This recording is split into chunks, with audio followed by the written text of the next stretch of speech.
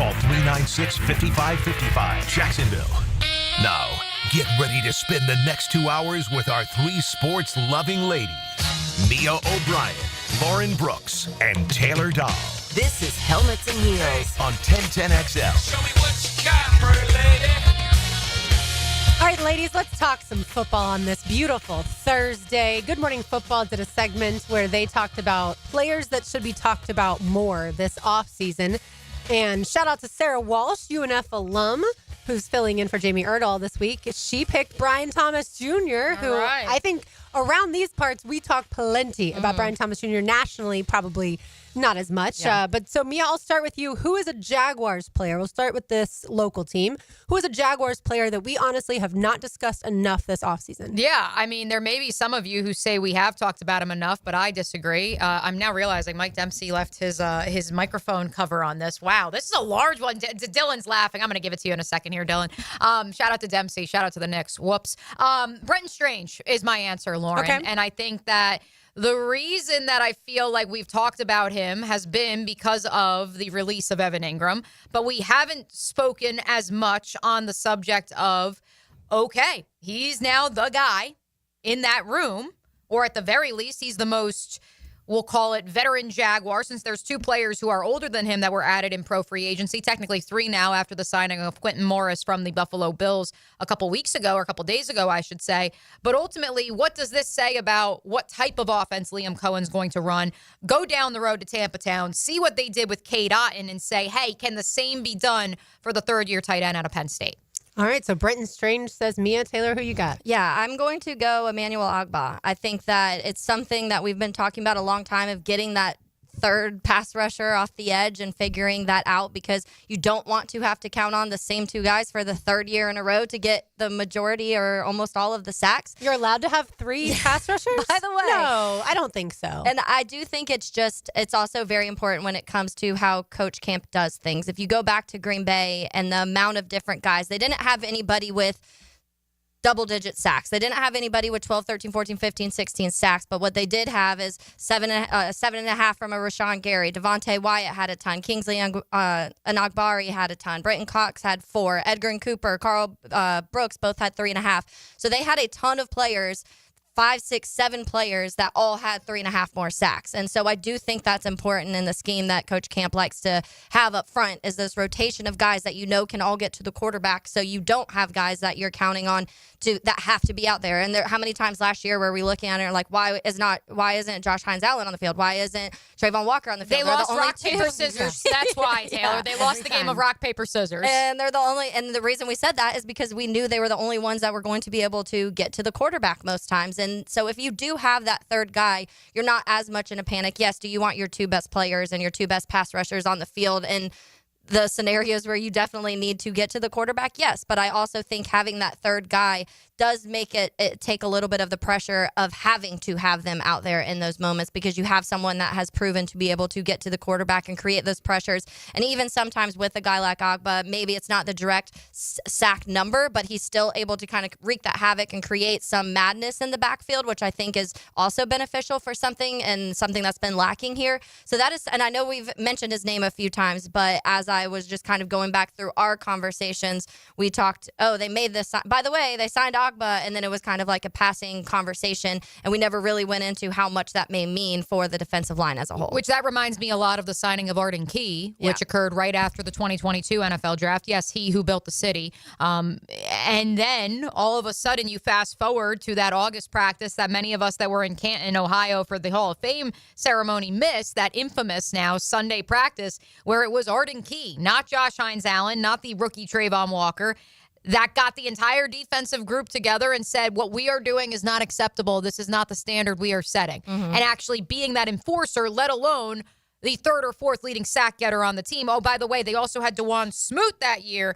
So they had a third and a fourth edge rusher. Which hopefully Jalen McLeod becomes that fourth, the rookie out of Auburn. Taylor, it's interesting. Of course, you're going to bring up the Packers because that's where Coach Campanelli came from. If you look at the Eagles, though, Josh Sweat, 8 sacks. Nolan Smith, 6.5. Milton Williams, 5. Jalen Carter, 4.5. Brandon Graham, 3.5. Zach Bond, 3.5. N'Kobe Dean, 3. Like, those are obviously not just the defensive linemen. Yep. Those are also guys. And this, I think, was actually just in the postseason, or was this the entire season? It was the entire season. That would be really crazy to have that many in the postseason. But I do think that when you always want to compare to the best team in the NFL, you can get sacks from linebackers too. Like that would be a wild thing if Devin Lloyd is now employed or deployed as a pass rusher now way more often than he has been. All right, so my guy is going to be a wide receiver. It's going to be De'Ami Brown. I like that one. Good pull. I can't pick Brian Thomas Jr. I'm not going to pick Travis Hunter for this conversation, obviously, as far as Jaguars. We should be talking about more. But I really like what De'Ami Brown brings as far as speed, his smoothness. And here's Grant Udinski, the offensive coordinator, on De'Ami Brown. Helmets and shorts, so we'll see. But he's been another guy where you look at Travis, you look at BT, you look at the speed of that group running off the ball. It's exciting to watch those guys run off the ball, but more than anything, the way they work. I think you see how intentional and deliberate he is, not just in the individual periods like you talk about with the receivers, but even in the team periods. His attention to detail, trying to do everything in a way that expresses that everything matters for us, whether it's schematic, his footwork, his hands, the way he's dropping his weight, the way he's running routes. He's really deliberate with the way he practices, and that attention to detail is kind of contagious, not just in the receiver room, but hopefully across the whole offense. I think so much attention is going to go to BTJ and is going to go to Travis Hunter, that here's a guy that with the Commanders last year had a really good postseason, and now you bring him into this mix, and if Trevor Lawrence takes that next step, wow, he might end up being open a little bit more because of the cloud coverage for those other guys. Well, and that's the same reason I picked Brenton Strange. Ultimately, if there's going to be double, triple, however you want to assess coverage, or at the very least defenders who have to account for Brian Thomas Jr. and Travis Hunter, let alone one or the other, that's going to open up opportunities for somebody. And I would say that Brenton Strange and De'Ami Brown are the two most likely candidates. Yeah, I almost said his name too, but then I don't think I'm as high on him as the team is, as Liam Cohen and Gladstone. But I would love for it to be wrong about this situation. It's hard for me, like when I even was watching Washington last year, and it's not like they had many weapons outside of Terry McLaurin, and I still feel like he wasn't really. It just wasn't really there until the postseason. Something flipped once they got to that. So maybe that carries on, and I do hope it does, obviously. But I just feel like for me, and you're heading into year 5, and it's just I feel like what we've seen of De'Ami is what we will see. And he'll be a guy that will give you 300-400 yards and a couple touchdowns a season. But I'm not sure how much more. But in the same breath, sometimes those guys are who Trevor gravitates towards, is the kind of ones when it comes to like Zay Jones, for example, when it comes to those guys that maybe some people have counted out and aren't expecting to be a big part of the offense. And he, for whatever reason, kind of forms these connections with those players. And I could see a De'Ami being that guy for Trevor. And it's also, to me, his point about Brenton Strange being here now for a little while. De'Ami Brown's been in the league for 4 years. The other two guys that are expected to be superstars, Brian Thomas Jr. has done it for 1 year. Travis Hunter is just entering the league. So I think he's going to have a bit of experience to bring to that room as well. All right, let's get it to around the league. Who is a player, Mia, that we are not talking about enough this offseason? There's obviously a million to choose from. Yeah, I was going to say, yikes. So in what direction do we want to take this one? I am going to go with thinking. Do you want Taylor to go first? Yeah, let Taylor go first. Yeah, I have I came ready with my Jaguars one. That one I came ready with. The league one, I was like, let me see what comes to me as we start the show. There are a billion different ways you could go through this. I have immediately had 4 that I listed down, but I'm going to go with Chop Robinson. I think that going back to last offseason, and I kept talking about how I felt Miami's defense was going to be better than a lot of people thought they were going to be, and they were. They had the ninth fewest rushing yards in the NFL last year. They were tied 5th in fewest rushing touchdowns, 9th lowest completion percentage allowed, 9th fewest passing yards allowed, 5th fewest passing touchdowns. They didn't have a ton of sacks or interceptions, but I would guess that to continue to progress. And then when you look at, they were the 4th best in the NFL when it came to average yards allowed a game and touchdowns allowed a season. I think a big part of that is they hired Anthony Weaver last year, and he was obviously spent his time before that as a defensive line coach in Baltimore. And that is what I kept thinking last year, is they had a lot of pieces to work with in Miami, and I thought that the right coach was going to change that, and I think that it obviously did. And I don't know if we talk about Chop Robinson a ton. He was talked about obviously pre-draft process and during the draft a ton, but I'm not sure how much we especially on this show or at this station, talked about Chop and what he did. And I think it may have been a little underrated. I know he was one of the finalists for the Defensive Rookie of the Year, but he was like lower down on those odd sheets. But he had 6 sacks, 4 passes defended, 14 quarterback QB hits, and technically just 1 start because he was kind of a rotational piece. And so I would expect that still a little bit because Jalen Phillips got hurt last year, so he did kind of have to step into a bigger role in certain parts of the year. But I would expect that to continue and continue to develop, because I think that immediately what you saw out of Chop was kind of what you saw from Trayvon in year 2, and he was doing that in year 1. And so I do think that I would not be surprised if Chop Robinson this year had 13, 14 sacks. All right, I'm going to go with Devontae Adams. And in years past, we've talked about Devontae a lot because of his connection with Aaron Rodgers. But of course, last year split time amongst 2 different teams with the Raiders and the Jets. But now with this Rams offense, with what Sean McVay can do, Matthew Stafford, obviously a seasoned quarterback, the likes of Puka Nacua as far as drawing attention away from him. We saw him up close and personal, and Devontae Adams hasn't lost a step at the age of 32, it seems. Yeah. And so I just think, again, with what McVay can draw up and all the different weapons that the Rams have, the running game too, I think Devontae Adams is set for another double-digit potential touchdown season. In his career, his high is 18. His season Not too bad. Season high, 18 touchdowns. Of course, that was with the Packers. He's also had seasons with 14, 12, 11, 10. This guy just does it all every year. Yeah, and I do think Matthew Stafford has familiarity with him too. He went up against Devontae Adams. Not obviously personally, he's not going against Devontae Adams, but he watched Devontae Adams many times at his time in Detroit, obviously. And so there is that a little bit. And I'm sure I wouldn't be surprised if that was part of those conversations of bringing Devontae there. And so I do think that offense, we can see it. You can see it be explosive with whoever, but especially with a guy like that. And you mix that with a Puka Nacua, who's kind of that young, the young, vibrant, just kind of quick, can do a little bit of everything wide receiver, to a guy that can get every contested catch you need, get deep down the field and do a little bit when it comes to that and stretching the field. I think it's a good combination for them. I have told y'all that Puka has said he wants to have at least a basketball team worth of boys. I saw that his girlfriend's pregnant, so at least they're on the path. They're on the path. Having that. Yeah. All right, Mia, who you got? I had no answer for you the first go round. Now I have 2, and they're both quarterbacks. Okay. Is there a world in which we are not talking about the quarterback of the Dallas Cowboys enough? Because I think that is the case with Dak Prescott. I think that we are speaking of him in the national conscious with regards to this is a do or die year for Dak. But I don't think what we are talking about is the fact that when he has been healthy, he has had at least 3,500 passing yards in every single season that he has played, all 16 to 17 games. In the 3 seasons which he's been limited to 8 games or less, sure, obviously the stats are not as gaudy. You combine this idea of what are the Cowboys offensively? Do they actually have a wide receiver opposite CeeDee Lamb?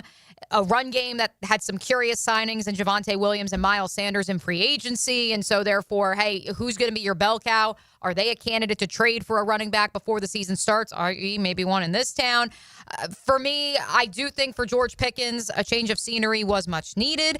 Not sure that, Jerry World is going to be the scene that truly, calms down the off the field George, because I think that's a wild beast and very difficult to tame. But I do think only having to be the number 2 option. And I think having a veteran quarterback, an established quarterback in Dak Prescott under center, I think that is going to do wonders for him in the final year of his rookie deal. So give me Dak Prescott, and as an honorary mention, By the way, I saw that CeeDee Lamb said that he's fine with he and George Pickens being both wide receiver 1. 1A, 1B. And I thought that's nice of CeeDee Lamb. Self-aware comment. Because he knows George is going to throw hands if he says that. And he also knows that, guess what? The Dallas Cowboys have been at their best with CeeDee Lamb and Dak Prescott when there's multiple options and not just, we only have CeeDee Lamb. I would also introduce Justin Herbert into the conversation from the perspective of, I believe, unlike last year where it was a slow onboarding process, a slow build from Jim Harbaugh and his offensive staff intentionally, I think the wheels are off. And now that you've added pieces at the wide receiver position, I believe they are going to start slinging that thing all around the yard out in L.A. which would totally be anti what they did last year. So that would be interesting. Well, they're still going to run the ball. They did go get Najee Harris. So to be clear, that this is going to be the real 250 that Urban Meyer once spoke of. Oh, we shall see. We will get it to Jim Irsay. He passed away yesterday at the age of 65. On the other side, you are listening to Helmets and Heels on 1010XL 92.5 FM. Tensions build. 3rd and 12. Let's go. Plot thickens. We got to get off the field. Crowds roar. Tune in and let the show begin. Your home for live play-by-play is 1010XL. Need fresh and flavorful lunch? Chicken Salad Chick has scratch-made Southern-style chicken salad in every bite. It's quick and delicious, so why wait? Come taste the best chicken salad today at Town Center, Durbin Park, or Butler Point at Chicken Salad Chick. Power bill just went up again? Why keep paying more? Clay Solar can wipe that electric bill out. Right now, they'll cover your first 6 months' payments. Visit claysolar.com today to schedule your free consultation. claysolar.com. Want your son or daughter to enjoy sports year-round? Then log on to i9sports.com with summer and fall registration open right now, including girls volleyball at Duval Charter Bay Meadows, plus plenty of other spots and sports on the First Coast. i9sports.com. Enter 1010 for a discount. I'm Max Fink. Join me for the Gator Report on 1010XL as I break down the latest storylines in Gator Nation. Put together by San Jose Collision on the home of the Florida Gators. 1010XL. Go, Gator! This is Mike Lynch, PGA golf professional. Take it from me. If you're dealing with an orthopedic issue, talk to the doctors at Southeast Orthopedic Specialists, where you're treated like a pro. This is Dr. Kevin Murphy with Southeast Orthopedic Specialists, where athletes are treated like pros. Thanks to all of you who have allowed us to be part of your recovery. Call us at Southeast Orthopedic Specialists if you ever have a need. Relieve pain and get back to life. Southeast Orthopedic Specialists. Instant Keys. You don't have to go to the dealer. Instant Keys comes to you. Instant Keys saves the day if you have lost or broken keys. They can program new keys and remotes for nearly every make and model of vehicle at a fraction of the dealership cost. Fast, honest, and reliable locksmith service. Call 722-1111. Instant Keys. Instant Keys. You don't have to go to the dealer. Instant Keys comes to you. Has someone you care about been arrested or had their driver's license taken away? I'm Susan Cohen, and I work with David Robbins at the law firm of Epstein & Robbins. We are experienced fighters for those charged with DUI, domestic violence, and all criminal offenses.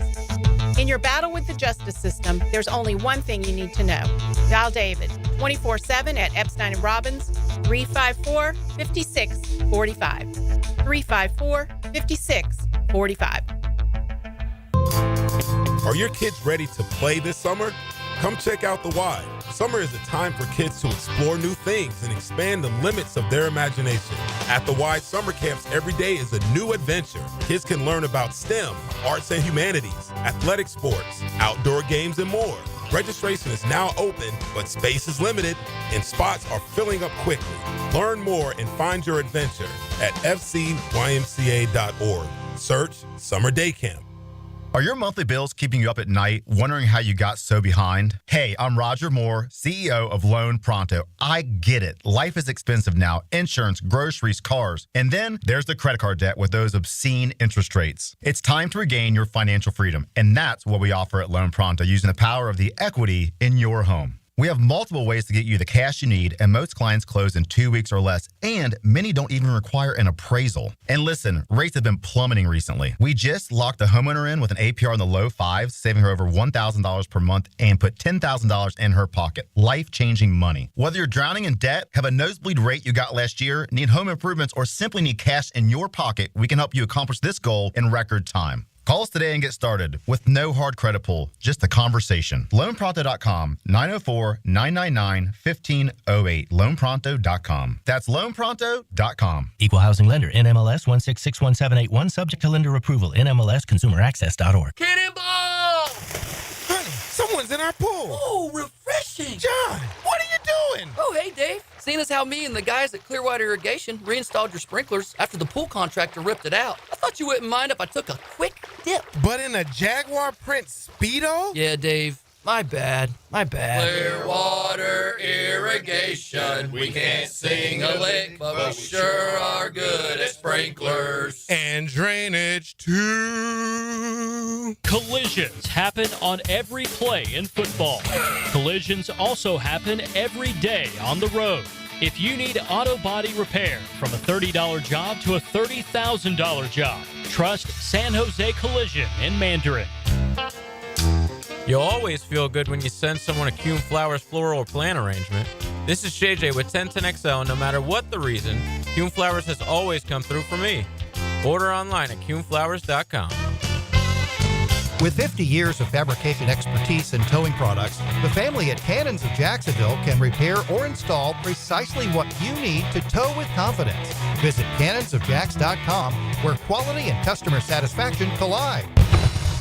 Mike Dempsey, and now's the time to get your roof hurricane ready with Apex Roofing and Contracting of Jacks Beach. Look, our rainy season is no joke, and if your roof's got damage, leaks, or it's just plain worn out, don't wait.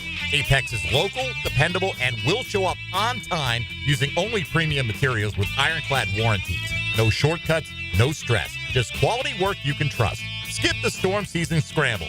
Reach for the peak with Apex Roofing and Contracting in Jacks Beach, or visit apexroofingfl.com. 1010XL is presented by Farrah & Farrah, exclusive injury law firm of the Jacksonville Jaguars. Protecting you and your family. Call 396-5555. Jacksonville.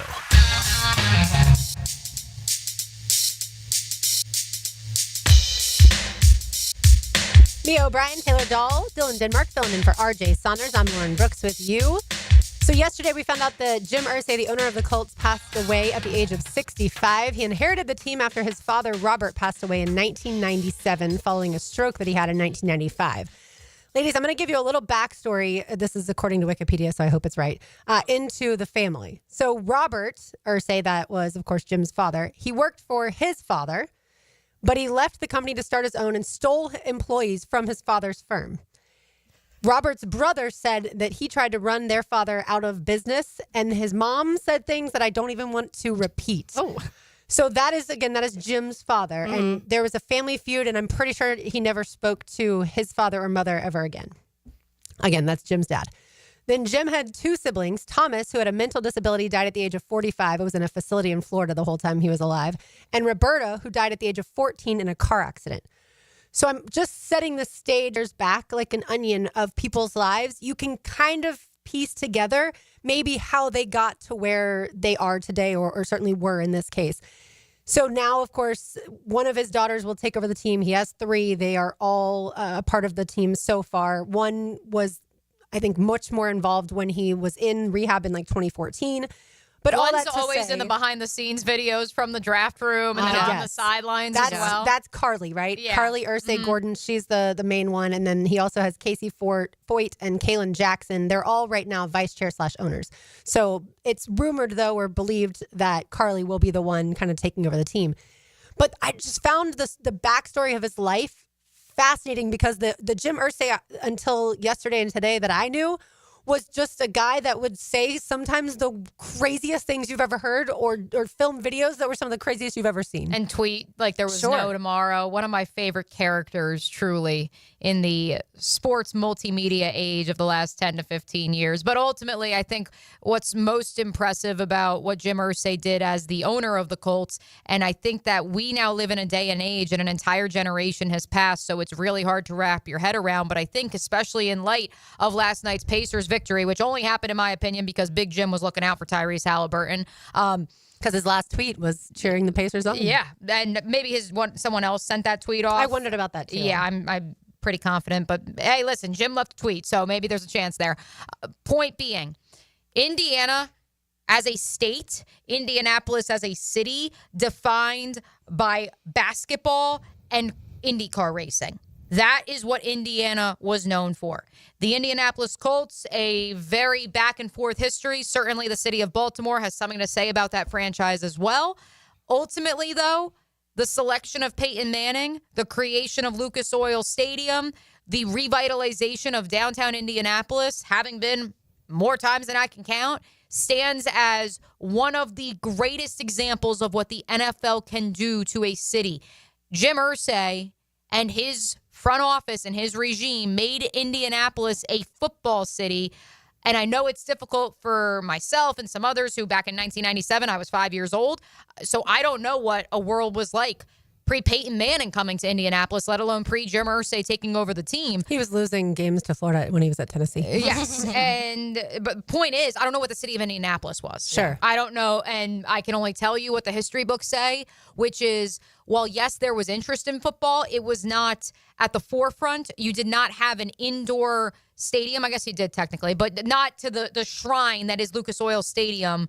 You did not have that as the center point connecting literally via different hallways that crisscross the city of Indianapolis downtown. That did not exist as the focal point, and now it is. And so I think it's honestly a hell of a legacy, especially in a town like ours, where we're trying to create something like that and to build downtown Jacksonville into something quite like what Indianapolis has done. They started hosting the Combine, by the way, in 1987.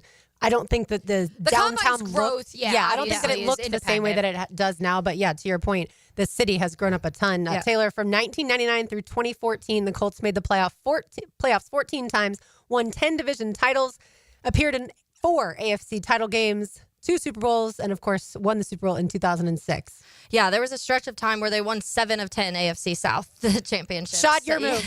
Yeah. Did you guys know Jack Del Rio, for how good his teams were in the early onset of his tenure, never won a division title? That, my friends, there's a reason for that. There was a guy named Peyton Manning. Yeah, and that's what I think.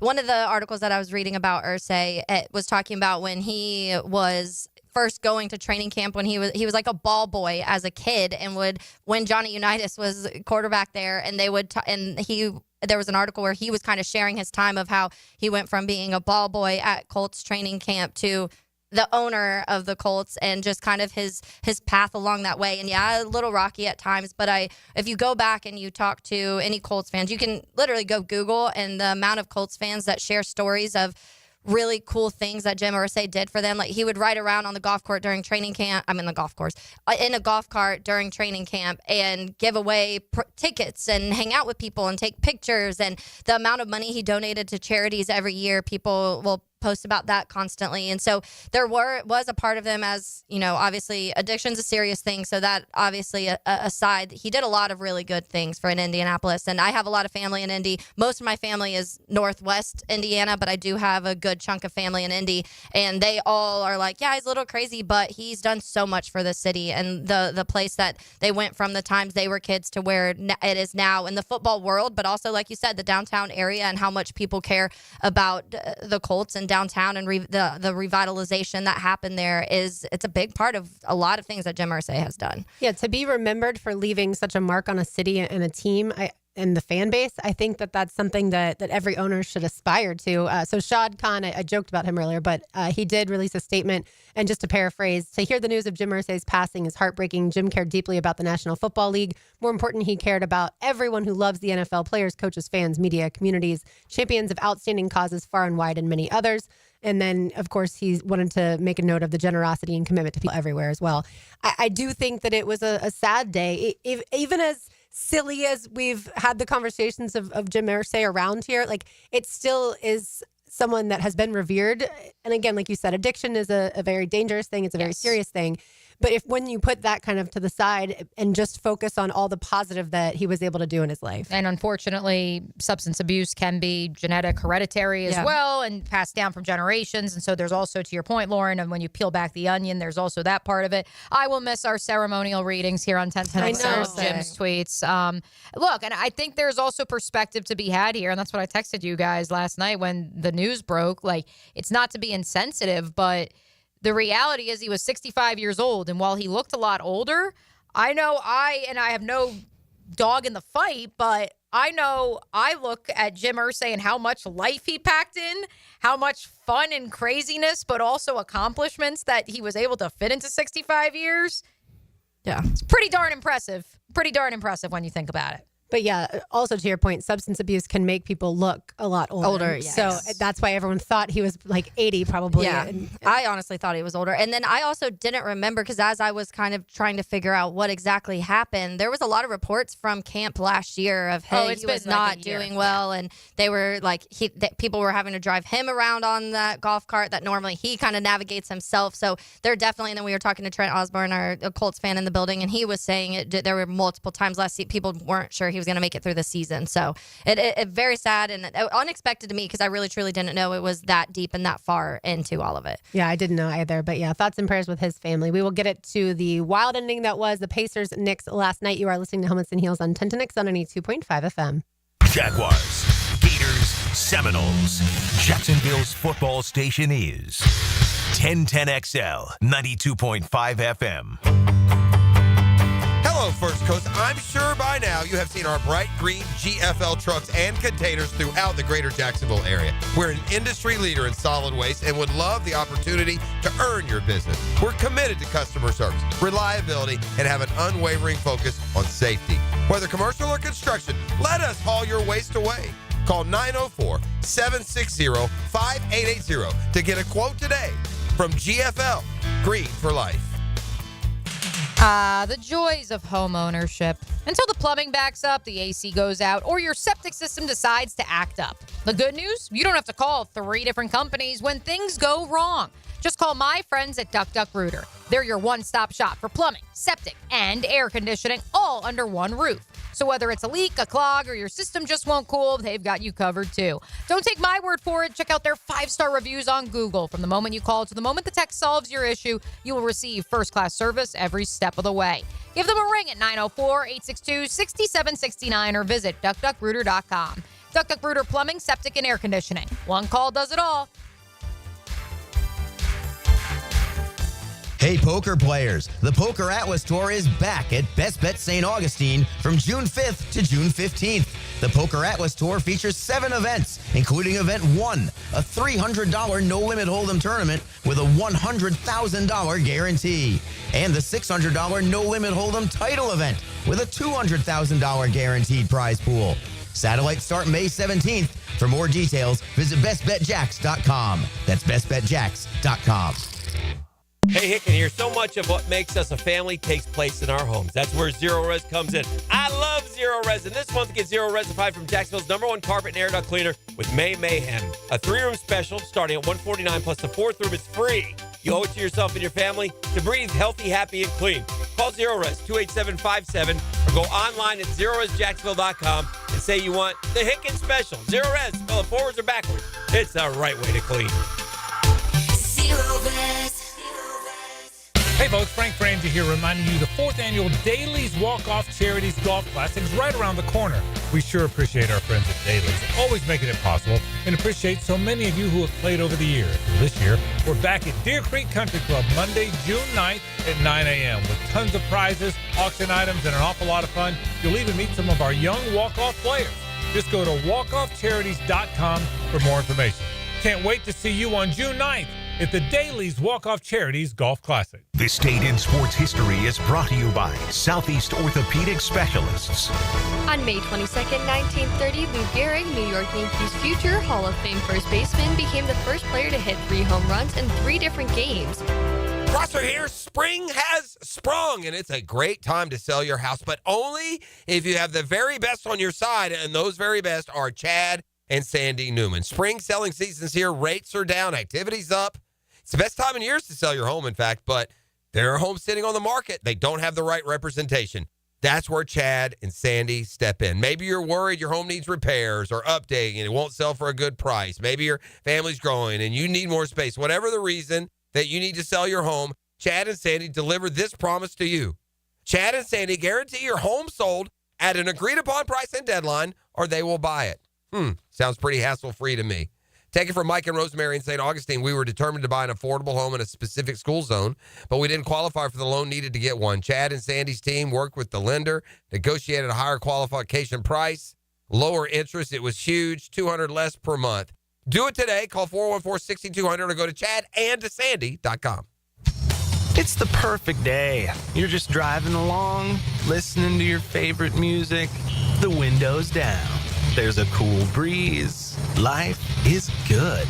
But wait, hold on a second. You're not wearing a seatbelt? You'd better put that on before that... Uh-oh, too late. Cops everywhere are stepping up enforcement, so you'd better buckle up or you will get caught. Sorry to ruin your day. Click it or ticket. Funded by the Florida Department of Transportation. Here at the Almond Joy Factory, where tropical vibes abound, we use soft, fresh-tasting coconut. The crunchiest almonds and delicious chocolate candy. Ah, but do you know what our most important ingredient is? Sometimes you feel like a nut. Sometimes you don't. Almond Joy's got nuts and something even way better than that. Yes, Almond Joy is made with almonds and joy.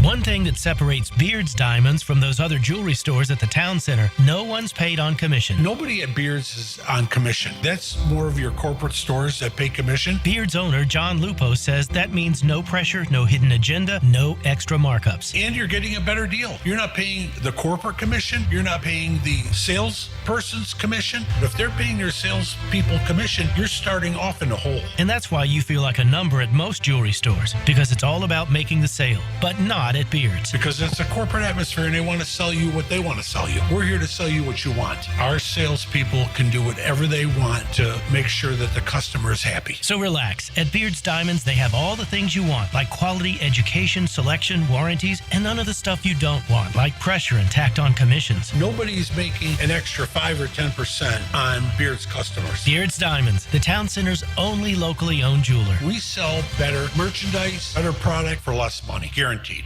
1010XL is presented by Farah and Farah, exclusive injury law firm of the Jacksonville Jaguars. Protecting you and your family. Call 396-5555. Jacksonville. 2-point game. Indiana with it. Halliburton. He'll take it. He'll backpedal a three for the win. And goal! He got it! All right, so when it went through the net, that Halliburton shot, did you think it was a three? Did you think the game was over like Kevin Harlan did? I did. Absolutely. I did too. Absolutely. As it turns out, it was not. I wasn't even thinking about that, honestly. I was just like, holy crap. And I was telling Dan Hicken said he thought it was a three, so he immediately was like extra mad because he thought it was a three. Mike Dempsey said he didn't. He knew it was a two. He was like watching where he was standing a little more. I was just shocked that that thing bounced back in. What I wasn't thinking about, what this call sounded like elsewhere around the globe. 할리버튼 5초 할리버튼 갑니다. 4초 3초 2점을 노리나요? 자 빠져나가면서 할리버튼 쏩니다.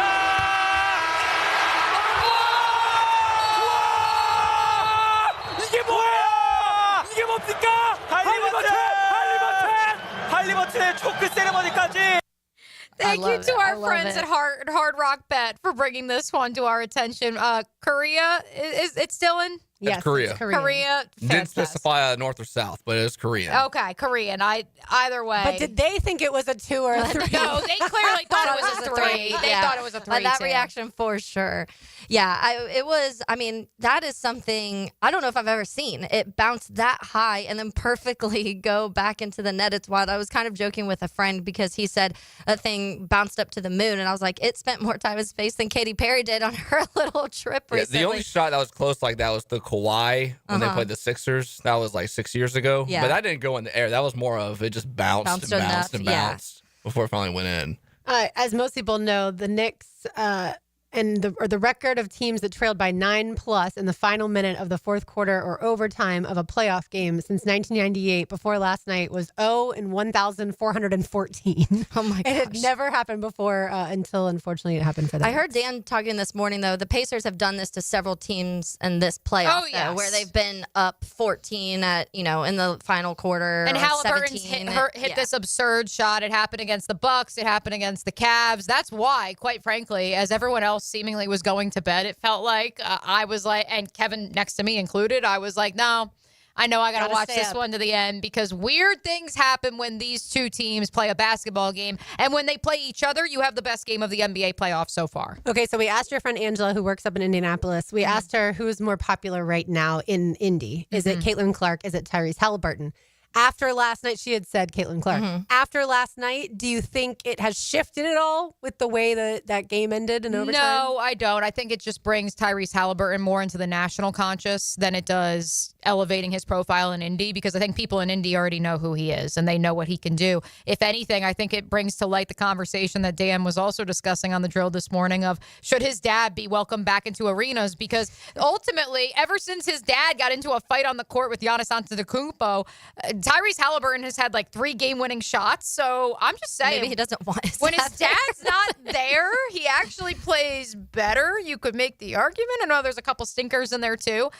Look, ultimately, and I said this to Trent, of course, who's our resident Indiana sports fan here at the office, and I said, look, in my opinion, and this is of course through not just hosting a radio show, but also involving sports, but also all the stuff I do on the side with leadership and the theory of it. It is not a coincidence that on all 4 of these teams that remain, the undisputed alpha dog was slighted at some point in the last 20 to 28 years of his life and has become just such a maniacal, ruthless competitor and such a crap talker and remembers every little thing that was written about them. And in my estimation, that's largely why all 4 of those teams are the 4 teams that remain. And those 4 players, of course, Tyrese Halliburton, Jalen Brunson for the New York Knicks, Anthony Edwards for the Timberwolves, and you can make the argument Shai Gilgeous-Alexander for the I almost said the Los Angeles Clippers, for the Oklahoma City Thunder after he was traded, I would argue, from the Los Angeles Clippers, and that elevated his game and his drive, if you may, to another dimension. Not necessarily at the level of Halliburton, who the fact that he had the gall but also was so quick on his feet to immediately grab his neck and impersonate Reggie Miller when he mocked the New York Knicks for choking a game away. Like, that is just, you're clearly thinking about this pregame. Like, he had this in the back of his mind. What if the Pacers lose, though, after Halliburton does the choke sign? Because obviously it did go into overtime, so Knicks still could have won. And so, that would be the biggest storyline today in all of sports. The Knicks, yes, in the end choked, but Halliburton. Yeah. Well, here's the thing. When Reggie Miller did it and he mocked the Knicks ended up winning that series in 1999. So file that one away. And that is still obviously will be a storyline. If the Knicks end up winning this series, there's going to be a lot of the Knicks fans who are going to be throwing the little choke thing back at him. But I do think that Halliburton at that time, that just shows his confidence in the moment. Like, he knew the game wasn't over, but I think in his head it was. Like, they were about to win. I don't think he had any doubt that they were about to pull that win out. Yeah, well, certainly when you come back from that much on, the very intense floor that is, Madison Square Garden, and the fact that that crowd, like, you could just feel the tension building even through the television. What's crazy to me, Shai Gilgeous-Alexander was once committed to the University of Florida. Mike White actually can identify talent, like a Trey Mann as well, right? Like an Andrew Nembhard. Pull him in, pull it. Well, Trey Mann he got, and Andrew Nembhard he got before Nembhard transferred to Gonzaga. Dorian Finney-Smith, no, he would have been before Mike White. But either way, there were, I think Chris Chioza has played a little bit in those G League. So there were guys that Mike White could identify talent. I just don't know that he could necessarily develop them. Yeah. Of course, that is the former Florida basketball coach, now the Georgia men's basketball coach. Asa Newell, is he going to the league? Yeah, he'll probably slip out of the lottery just by virtue of the numbers, but he'll be a first-round pick, and that was the expectation when he came out of Montverde Academy. Yeah, that's impressive to me. I saw a video yesterday. I somehow ended up like a couple weeks ago on Anthony Edwards' TikTok. If you want to go there, it's wild. But it's been very entertaining. But I saw an interview yesterday, and she was asking him if he played any other sport, like what sport would he play? And he said baseball. And she was like, "Would you be good?" And he was like, "Yeah, I could go play right now if I wanted to." And I was like, "All right, Anthony." I'd always love to see stuff like that. Like, I want to see him take some hacks, right? Because I don't think with 102-mile fastball coming at him, 102 miles per hour fastball coming at him, I don't know that he could. All right, Mia, you're not going to like this theory, but I have a theory. So Trevor Lawrence's daughter's name is? Shai. Who just won the NBA MVP? Shai Gilgeous-Alexander. So therefore, Trevor's going to win the MVP award. See how I connected the dots there? I'm still going down the rabbit hole of Anthony Edwards TikTok. Sorry. It is. It's Taylor, really Taylor good. took me down a different If universe. anybody wants to go see it. Well, Also, Shay, by the way, can sign a 5-year. This is the basketball player, not the Trevor's daughter. Can sign a 5-year. She'll have NIL deals soon. Yeah, 5 years, $380 million extension next offseason with Oklahoma City Thunder, or he can sign a 4-year, $293 million extension this offseason. So he basically says, Trevor, hold my beer. I'm going to make more than you. We'll get to the MVP thing here in a second. Do you guys also know that Anthony Edwards once told President Obama to stand down because I'm the truth? I heard about this yesterday. I don't know how I missed this video, but I mean, It's wild. I had to pay brief homage to the Ant-Man, who will, of course, play tonight when the Minnesota Timberwolves face the Oklahoma City Thunder down 1-0 against Shai Gilgeous-Alexander. And yes. Do you think the majority of people agree with that? Him getting MVP? Giannis doesn't. Giannis was quick to tweet about it. So what'd he say? He was like, I'll pull it up. Giannis immediately. I don't know if he said it in jest or not. Giannis has been tweeting a lot. He has. He's been in his feels lately. He's been in his feels. He said he might go to another team. So, Chicago's trying hard. Well, fans. Yeah. Shams tweeted Oklahoma City Thunder star Shai Gilgeous-Alexander has won the MVP award. Sources tell ESPN. And Giannis quote tweets and goes, "What? Did Shams get hacked? No way this is true." Oh, my gosh. So, well, I don't watch the NBA closely enough in regular season to tell you who should be the MVP. All I know is what Shai has been doing this postseason. SGA has been incredible. Yeah, well, and that's what I think the conversation goes to be had, and we've had it here before. We may have a little conversation later in the week about it too, of when they should and when they do, and compared to when they should have the votings for the MVP, because I think that that's been a conversation of, are we talking about the regular season or are we talking about just the playoffs? Do you want it to be all of it? If so, like if you're voting and you're announcing it in the playoffs, then you're not really counting the playoffs into it. You're talking about the regular season. And I think that's where a lot of people get kind of annoyed with what ends up, and that's in the NFL, that's in Major League Baseball, and that's in NBA. Yeah, and I understand that there's a Super Bowl MVP for the NFL. Yeah. So that person can say, like, yeah, I may not have won like Jalen Hurts. I didn't win But they got to get to the season. Super Bowl. But what if someone had all of the other good games and don't win the Super Bowl? Right. You almost want the regular season, the postseason as a whole, and then a Super Bowl. MVP. Giannis, despite the Bucks being eliminated 2 rounds of the NBA playoffs ago, still the leading scorer and leading rebounder in these postseason games. Shai Gilgeous-Alexander led the league in scoring. Giannis was right behind him by 2 points, so 32.7 points per game for SGA, 30.4 for Giannis. I mean, yeah, it's right there. Not that should be your ultimate metric. Just because you're the scoring leader, that doesn't mean you're MVP. I think more so for SGA, it's about this idea of he was tasked with being the ground floor and the centerpiece of an absolute rebuild like we really have not seen in professional sports in quite some time. OKC traded away everyone, anything. They've still got additional draft picks, I think going into like 2031, that they've still accrued through various trades as they tore down the Russell Westbrook, James Harden, Kevin Durant era of that franchise. And essentially said to SGA, like, okay, you had fun playing with Paul George for a year. Okay, cool. Or no, he didn't even play with Paul George because that was the trade. Point being, you had fun playing in Los Angeles with a playoff team for a year. That's a lot of fun. Okay, now you're gonna like not make the playoffs and be a part of a team that's gonna be picking in the lottery at the top of the board for pretty much the next 3 to 5 years, and then you guys will eventually succeed. And as much as we talk about rebuilding and we talk about this idea of tanking, especially in the association, I can't imagine being that player. Jared Goff would be the comp of you're going to be traded to Detroit. And mind you, Jared Goff had just been to a Super Bowl 3 years earlier. You're going to be traded. Only scored, 3 points in that Super Bowl? Yes. Yeah. But he had a really good season. And he did. Right. Multiple really good seasons. Back to back. Yeah. And then obviously in 2020, it all kind of came tumbling down. But point being, you're going to go to Detroit. We're tearing everything down. We're at ground zero. And yeah, you're probably not going to win a lot of games initially, but promise us, trust the process. And as much as we all love to say trust the process, it's a lot harder to actually do.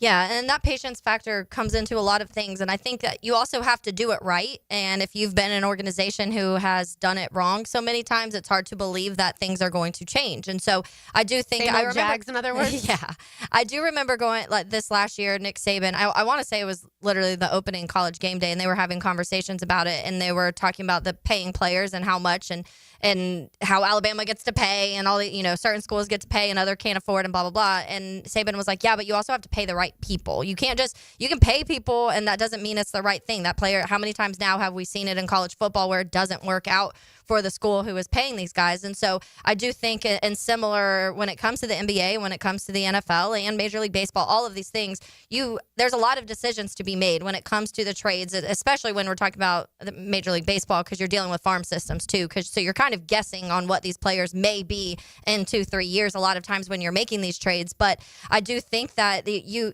can do all of these things. You can trade big names and make splash players. Look what happened this year with the Lakers and that whole thing that happened. And then the Mavs get the number 1 pick. And you never know really, but you have to have owners where you feel confident that the decisions they make, maybe right now it's not going to hit, but you're like, it's okay, give it 2-3 years and this is going to work out because they've had the history of doing that. Unfortunately, it just hasn't really worked out that way here in Jacksonville. No, it has not. It has before, but that was a long time ago. All right. I want everyone to hear a certain song that was played in the White House yesterday as the Florida men's basketball team visited there. You are listening to Helmets and Heels on 10 to Nix on 92.5 FM. If you come with us, you're in this life for good. This is it. Yeah, this is it. This is what? 1010XL. Lauren Brooks here. It's the Cruise in the Summer event at Hodges Mazda at the Avenues. For a limited time, get up to $5,000 off a new 2024 Mazda CX-50 Preferred and receive a free 5-day cruise for 2 with your purchase. With off-road capability and this special offer, your summer adventure starts now. Hurry, 2024 Mazda CX-50 Preferred models are in limited supply at Hodges Mazda. Offer valid on new 2024 Mazda CX-50 Preferred only. MSRP $32,564. Must trade in a vehicle and finance through dealer to qualify for discount. Cruise and vehicle availability limited. Travel taxes and fees additional. See dealer for details. Cool Cats Heating and Cooling, the coolest cats in town, setting the standard in our hometown. Quality service, the best around. Coolidge is the cat that cares about your heating and about your air. Cool Cats Heating and Cooling, the coolest cats in town. The NBA playoffs are here, and there's no better place to catch the action than Hurricane Grill and Wings. With slam dunk specials like $3.75 Miller Lite drafts, plus fresh, never frozen wings in over 30 flavors, and big screens everywhere. This is your home for all the games. Handcrafted cocktails, bold flavors, big plays. Don't just watch the games, experience them at Hurricane Grill and Wings. Find your spot at hurricanewings.com. DUI? DUI? Don't stress. Call me Malcolm Anthony at 285-4LAW. That's 285-4LAW for Malcolm Anthony. Hi, I'm Karen, owner of Clay Solar Installation Partners, your local women-owned solar company. At Clay Solar, we're more than just panels and power.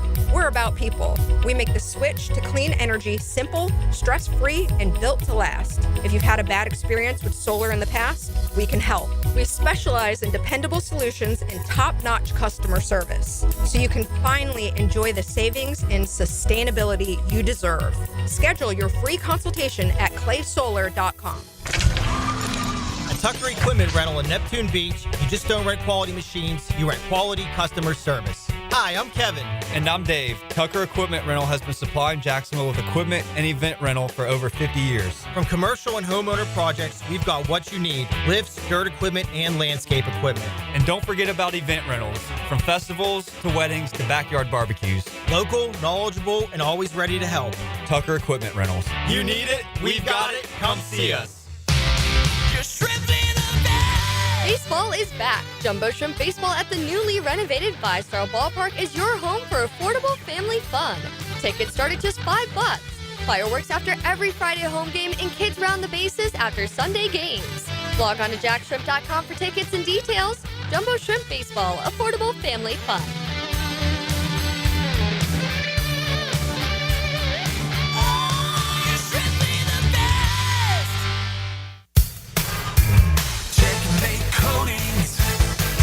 Your floor's missing piece.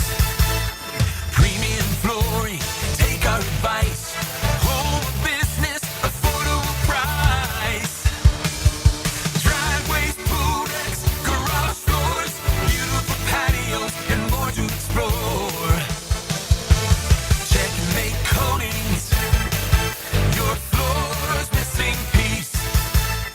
WJXL AM Jacksonville Beach. WJXL FM Jacksonville Beach. Want a simple way to boost your company's image without a big renovation? A fresh paint job in your brand's colors can increase recognition up to 80%. At Performance Painting, we help companies stand out with clean, on-brand finishes that impress clients and energize employees. From color consultations to low-odor coatings that won't disrupt operations, we've got you covered. Visit performance-painting.com to schedule a friendly estimate. Performance Painting. Prepare, protect, preserve. Performance Painting. Is your backyard ready for the big leagues? Pick it here for Surfside Pools. Serving Northeast Florida since 1977, they have the home field advantage. Family owned and operated, offering weekly pool service, equipment repairs, commercial maintenance, remodels, and new pool construction. Let Surfside Pools make your backyard dreams a reality. Are you ready to float happy? Visit SurfsidePools.net or call 904-246-2666. Surfside Pools and Spas, your hometown MVP. License number CPC 044080.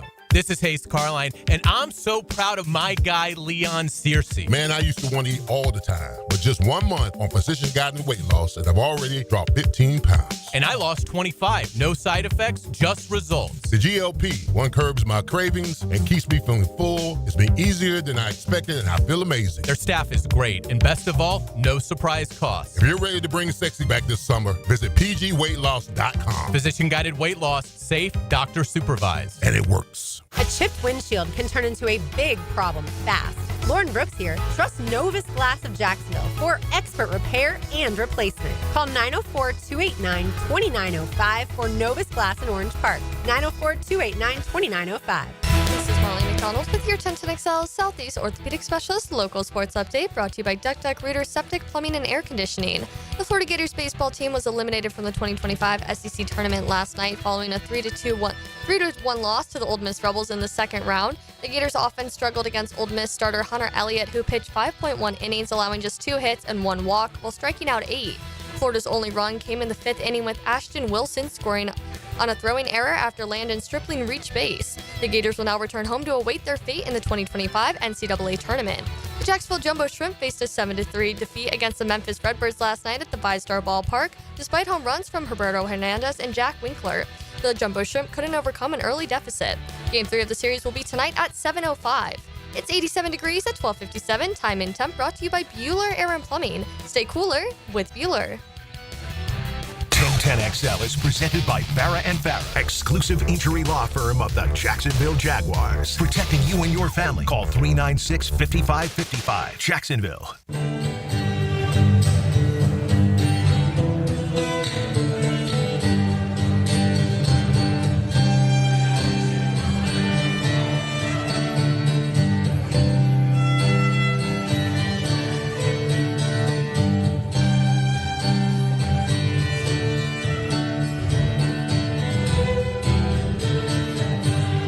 Can you tell that the White House is playing Tom Petty's Won't Back Down on that just amazing guitar and violin? I love it.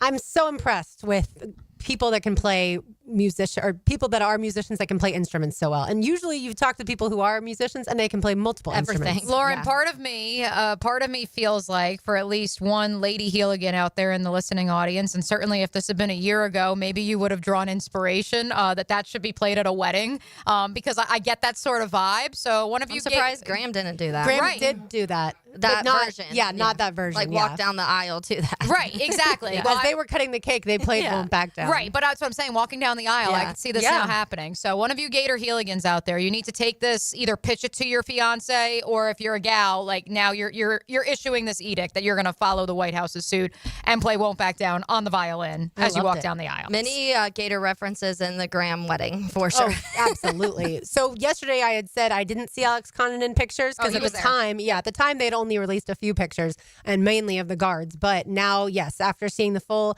display of pictures, Alex Condon was there. And today Todd Golden met with media and did say that he's cautiously optimistic that Condon will return to the team next year instead of going to the NBA, and that they certainly will have a big hole to fill if Condon's not there. That is no surprise. Denzel Aberdeen was also there. I want to get y'all's thoughts on this. So Denzel Aberdeen, of course, did earn the national championship ring and the invite to the White House. But since then has decided to take his talents to Lexington, Kentucky, and play for a rival basketball team in the Wildcats. Do you still if you're Denzel Aberdeen, do you still make the trip to the White House? In this day and age, so. yes. Yes. Yeah. Okay. Yes. Because the transfer portal is just and just another day in the world of college sports. I don't know if I would have gone, not because of what other people think, because I feel like my teammates would have given me a side eye, and I wouldn't want to deal with that. No, that's the part of it that I think I would say it's more of the political side eye than it would be your teammates. Your teammates are like, whatever, you got a bag, good for you, and you were a part of a championship game. You had the ball in your hands on the final play of the game. Like, I'm sure he talked to many of them. I'm sure he was like, hey, I want to go, and several of them were like, yeah, why wouldn't you go? You were part of this team. A lot of them won't be on the team next year anyways, because they are going on to the next level, or they aren't going to be able to play college basketball anymore, depending on what they do. Yeah, I thought that was interesting. Okay, so we also had Thomas Houck got to meet Tim Tebow. That was his childhood sports idol.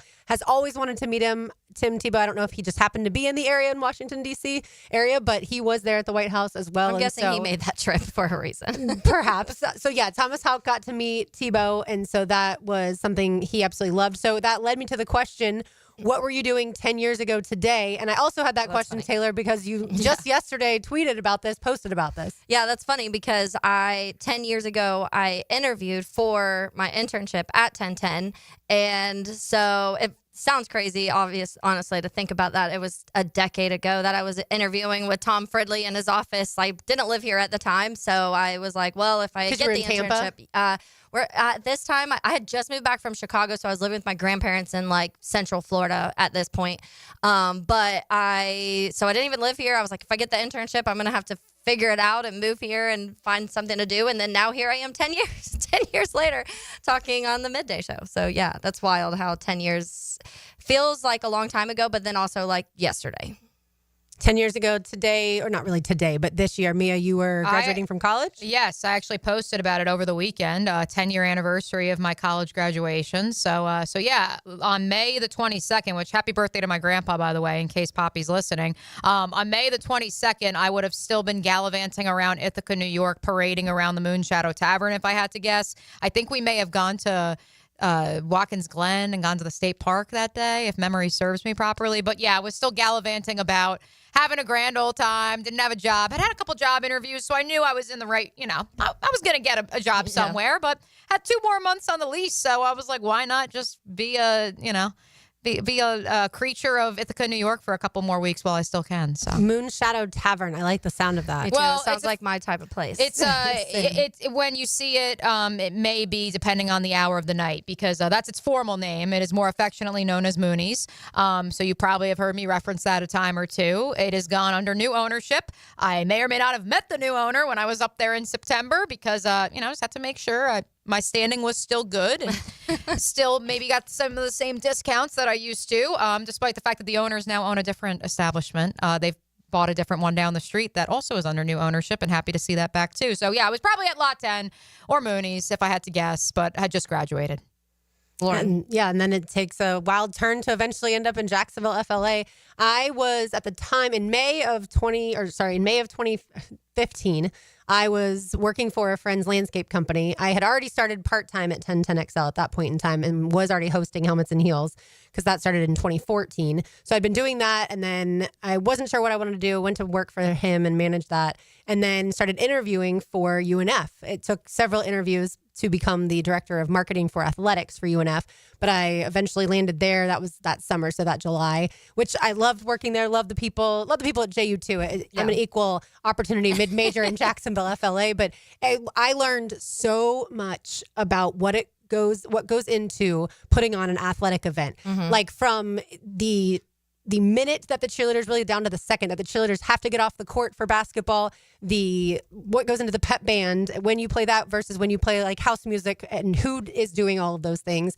And then of course the events that happen, the promotions that happen during a game. Like I was responsible for getting the trash can for someone to do the Moe's burrito eating contest. And if that trash can wasn't there at that point in time and that person lost their burrito, like where was that going to go? Right. So like and then getting the basketballs ready for free throw contests. And there's just so much that goes into it in addition to all the sales stuff and everything like that. And like I said, I loved it. I really enjoyed my time there. But then when 1010XL came calling for a full-time job in October of 2016, that's when I ended up here full-time. And so it's been a fun ride, wouldn't you say? Yeah, it definitely has. And it's funny too, because around the Blackhawks were also in the Stanley Cup 10 years ago. They were playing the Ducks at this point, and it was one of the most stressful series that I've ever had to deal with in my life. I posted about that the other day. That series, they went into triple overtime one game, double overtime another game, and regular overtime another game. It was, I think back, and I literally, my heart like stops thinking about that series because it was so stressful. And that now also is crazy to think that was the last time they won the Cup, because they had the 3 and 7, and then now it's been 10 years. So it's very sad. Dylan, where were you 10 years ago? I was a junior in high school, about to go into my last year. I guess I just finished my last spring football. At Baldwin? Yes. Yeah, okay. Crazy times. Shout out to the West Side. Yeah, what did you play when you were playing football? Safety. Oh. And then my senior, I did long snapping. I'm surprised you were never a receiver, Dylan, because obviously I couldn't catch. So you have the speed to do it. Yeah, I had the speed, but I was track terrible. star. Yeah. Right. Love it. That's a safety makes sense then. Yeah. Because you couldn't catch it. I was going to just quickly say that I know 10 years ago, speaking of the NBA Finals, I was actually thinking about this driving the other day. I don't know what prompted it, but 10 years ago, 2015 would have been the first real run we saw from the Golden State Warriors. Mm-hmm. And I'm pretty sure it was 2015. That's when Riley Curry first emerged, made her debut on the scene of being there at the post-game press conferences, which shout out to all the kids who've now started populating post-game press conferences. I feel like the Curry family broke the mold there. Oh, yeah. But if you want to feel old, because some of the Heeligans on the YouTube chat are like, you guys are making me feel old discussing Especially where you were Dylan's 10 years answer. ago. I was about to say, were you riding your bike around the neighborhood? Go look up what Riley Curry, A, how old she is now, and B, that she's almost a teenager. So, yeah, just. Speaking of kids and sports, so I'm sure you were watching Mia live. Taylor, I don't think you were. But so Scottie Scheffler wins the PGA Championship. And cameras and videos now have shown that Bennett, his son, was able to stand on his first own time. for the first time. The best tweet that I saw was, like, of course, the actual event that happened. Like, Bennett Scheffler's first time standing was on the 18th green of Quail Hollow, immediately following his dad winning the PGA Championship. Like, what a stud move. What a legend. But the best tweet I saw was, like, it quote tweeted that and was like, how selfish of this child. Take it, of course, they were spotlight from his dad. Correct. They were totally joking, but I just found that to be hilarious. But the joy in the face of the mom and grandmother, Meredith and the grandmother, are just so sweet. We didn't even really get to talk about it all that much on Monday in the aftermath of the PGA Championship. Were y'all trying to lip read Scotty? Because I was trying. Oh, yeah, I rewound it. Well, as he's trying to go into the clubhouse to sign his card, like, he just kept going back and forth, like looking at Meredith, like, do you want to take the baby? What do we want to do? Because he knew he had to go sign his scorecard. Yeah. And right, but you're also Scottie Scheffler. Like, someone will hold the baby your had his collar and was like, I'm not getting down. But, like, you saw, because we got to, get that video inside the cameras inside, there's only a few people that are allowed in there, like the officials and then the golfer who was playing with him, Noren. Yeah, Alex Noren. So, like, and I feel like Noren was like, oh, cute, but I'm not helping. Like, you just whipped my ass on the golf course. Well, he also could sit up carry your own baby. Yeah. Right. And like he's not mobile yet, but like there is going to come a time where you're not going to be able to just leave that kid. Like he just kept looking over. And like I had said earlier, like this kid's clearly teething. Can someone please get him something to chew on, like to make his gums feel better? Poor Bennett. I know. Poor Bennett. I just got such a kick out of like classic Scottie Scheffler. Like, what do I, can I bring my He was kid? trying to like follow the rules, but also was like, this baby's going to scream if I pass him to his mom right now. And that's where we tie this back to Steph Curry, who was just like, I'm going to bring Riley. And like, oh, well. Like, and meanwhile, and she's like yelling, Dad, Dad, Dad, to the microphone. And Scottie Scheffler's like, do I bring him? Like, it's okay, Scotty. Like, you just threw your hat on the golf course. It's okay. Yeah, I thought less like him trying to follow the rules. I thought more like I'm not usually left alone with my 1-year-old. So like, what am I supposed to do? I need to sign the scorecard. All right. One other note when it comes to the NFL that we haven't gotten into, the Saints. We've talked about their quarterback room and how interesting it is now that Derek Carr is medically retired. Also, Jake Haener was competing for that job alongside Spencer Rattler and Tyler Shuck.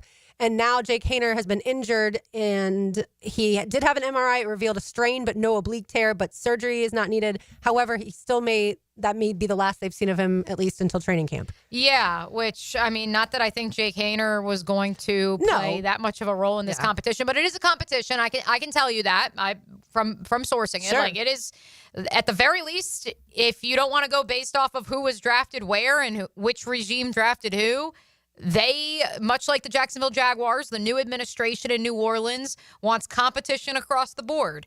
And so it's unfortunate because they wanted to, if for nothing else, have a third party to push their second-round pick in Tyler Shuck, their now former fifth-round pick in Spencer Rattler from a season ago. And now you've lost part of that competition. And look, whether it's a quarterback battle, where I understand most NFL rosters, even in this day and age, only carry 2 quarterbacks on the active roster, potentially one on the practice squad, whatever position it is, these guys in coaching, in football administration, they are fixated by the bottom third of the roster, by the middle third of the roster. How are we adding guys who will push others who are expected to be the starters? They may not actually make the team, but we need guys to bring that juice and to simulate a practice as if it's a game. And so they want guys looking over their shoulder. Suppose you lost that. Yeah. Yeah. And if he's able to participate in training camp, then the Saints didn't lose that much. It just feels like there's some sort of bad aura going on in New Orleans. Yeah. Do you don't think they try and bring like some other sort of veteran? Somebody? Does Will Levis want to go from Nashville to New Orleans? Cousins?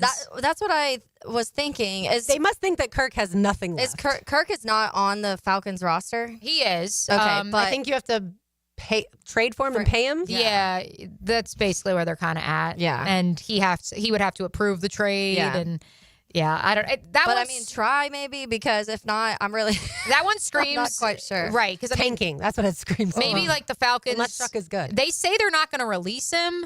Obviously, if you release him, then you give him the opportunity to pick his next destination, and additionally to play for the league minimum. And I think they still have to pay him. They would still. Atlanta would still incur a dead number. Yeah, a big dead cap hit. But that's also why I don't understand why the marriage with, the reunion with Kevin Stefanski hasn't happened yet. Well, now they've got like 12 quarterbacks in Cleveland. So they're going to try every single one of them before they try to go get Kirko. I saw our friend Matt Moscona of 104.5 in Baton Rouge floating the idea of the Saints trading for Tua. I thought that was a little... What would the Dolphins do? I don't know what provoked that or where that may have come from. But yeah, I just saw that earlier while we were in a break, and I was like, I don't know where that's coming from. That is interesting. I do think that Miami has to right now. Oh, they got Zach Wilson. Miami has to start. That's the starter. There's your answer. Yeah. And then they drafted Quinn Ewers, but they do have to start figuring out something. This is when we talk about the injury, and I know last year a lot of people. It's more so because of what it is that I feel like if he has another concussion, and I feel like we said this before the last concussion, right? But at some point, the team or somebody or even himself has to be like, all right, this is X amount of concussions and X amount of years. It's becoming even more and more dangerous every time it happens, obviously. And so I do think Miami has to have some sort of plan. And I mean, Zach Wilson, maybe that's it. I was looking at Kirk Cousins. So even the Falcons guaranteed him $100 million. Right. He's gotten so much guaranteed money. Yeah, a few guys. He's had some of the most guaranteed money ever.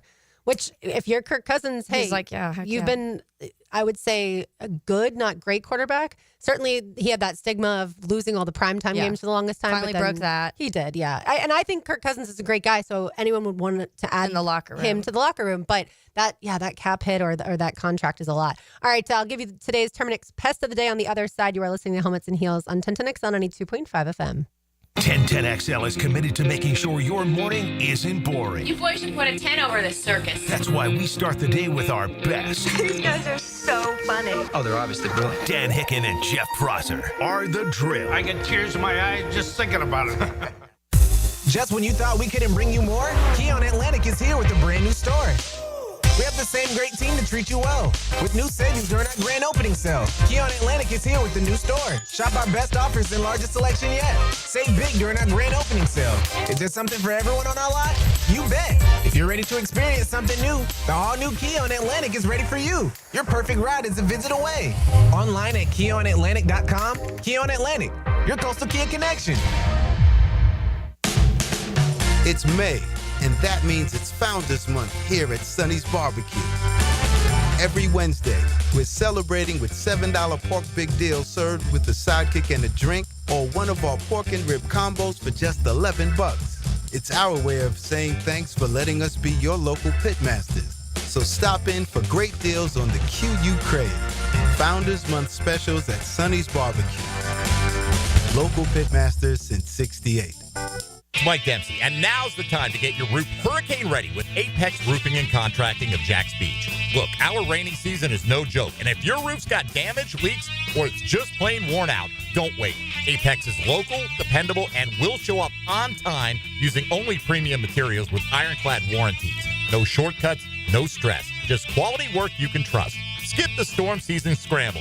Reach for the peak with Apex Roofing and Contracting in Jacks Beach, or visit apexroofingfl.com. Let PGA pros straighten your morning drive with Dan Hicken and Jeff Prosser on Brunch with the Tour, Tuesday morning at 8:30 on 1010XL. Teed up by Apex Roofing and Contracting and Clearwater Irrigation. Brunch provided by Chick-fil-A.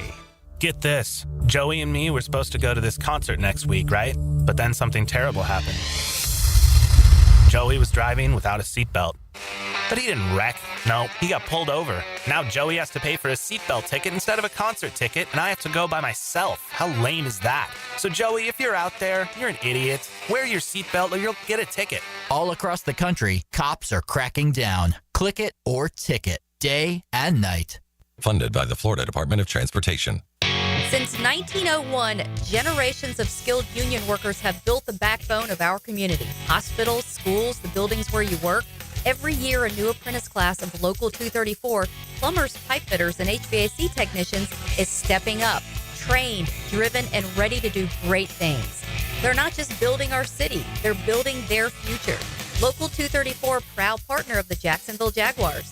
Visit UA234.com to become a member or contractor today. DivorceMenOnly.com. This is Kenny Lay of Kenny Lay & Associates. Our firm specializes in representing men in family law. That's all we do. That's our only focus. We can help with all of your family law needs, such as divorce, custody, alimony, and child support. For over a decade, we have helped thousands of men with these types of issues. We even have an appellate division ready to challenge a judge's ruling. If you need a family law attorney, go to DivorceMenOnly.com. DivorceMenOnly.com. Offices, Jacksonville. Hi, I'm Sean Monahan from Monahan Jewelers in Atlantic Beach. Since 1977, we've been Jacksonville's local family jeweler with a beautiful selection of fine jewelry and certified diamonds. But we're also Jacksonville's leading buyer of gold and silver and diamonds from the public. Gold has recently hit an all-time high at almost $3,000 per ounce. Pay bills, buy something fun. Now is the time to sell your gold for cash and get top dollar, or trade it in for a new piece and get even more value at Monahan Jewelers in Atlantic Beach. Warm weather means the beach, fishing, golf, and more. Make sure to drop into Daly's and grab a cold case to go. From Bud Light to their seltzer, from Mick Ultra to Modelo, or your favorite crafts like Gold City or Sweetwater. Grab and go at your local Daly's. You'll always feel good when you send someone a Kuhn Flowers floral or plant arrangement. This is RJ with 1010XL, and no matter what the reason, Kuhn Flowers has always come through for me. Order online at KuhnFlowers.com. Mark Watson with Hardball Creative, letting you know that Hardball now offers web stores. So you're in for Wordle. Check it out at hardballcreative.com. Hardball Creative. Hardball does it all. Family owned and managed for 20 plus years, Hidden Hills Golf Club boasts a unique and welcoming atmosphere. Visit us at hiddenhillsgc.com to book your next round on our Arnold Palmer signature course. You'll be glad you did. Are you ready to play this summer? At the First Coast YMCA, we're committed to being your home for health and wellness and a place for friendly competition with team sports for adults and for kids. Basketball, volleyball, pickleball, flag football, soccer. The Y has something for everyone at any age. Discover all the benefits of YMCA membership and find your fun this summer at the Y. Registration for team sports and summer camps is open now. Visit fcymca.org. David here with Royal Pest Services. Man, don't let your yard be torn up by that heavy aeration machine this spring. Visit RoyalPestServices.com to learn more about our granular aeration. Broadcast throughout the tree and shrubs to break up that compacted soil. Visit RoyalPestServices.com. Tired of changing out bad sod year after year? Get it done right with Roundtree Sod. Big or small, they have it, and always supplied farm fresh. For a lush, legendary green lawn, call 7414-SOD for a free estimate. 7414-SOD. 1010XL is presented by Farah and Farah, exclusive injury law firm of the Jacksonville Jaguars. Protecting you and your family. Call 396-5555. Jacksonville.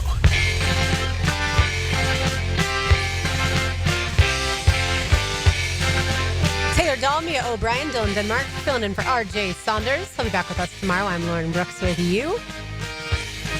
Every day I bring you the pest of the day, and Terminix brings it to you, as well as they take care of the termites, the pests, the mosquitoes at ViStar Ballpark, ViStar Veterans Memorial Arena, Everbank Stadium, all of your favorite event venues around town as well. They do such a good job. They will come out to your house. They will take care of all of those issues for you like they did for us. Today's pest of the day: the Steelers, for the fact that they're still giving Aaron Rodgers more time. Today, the president, Art Rooney II, said a little while longer. I've said that before. I'll say it again, as far as allowing Aaron Rodgers to really dictate the situation here as to whether or not he plays for the Steelers. Just shut the door and say peace out, Ron. The fact that you're hiding this fact that you got married, nobody cares about it anyways, so you might as well stop hiding it, because now we've seen you wearing a wedding ring all around the place.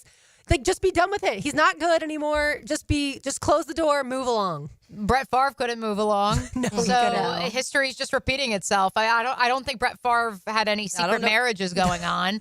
But who knows? He has some other he had some other stuff going on behind the scenes. Welfare. Yeah, exactly. He had some other things going on behind the scenes, some money movement going on. But no, I mean, look, Aaron Rodgers is an enigma. He will always be an enigma. I don't care if it's through just solely being a reoccurring character at times on various internet programs or on a football field.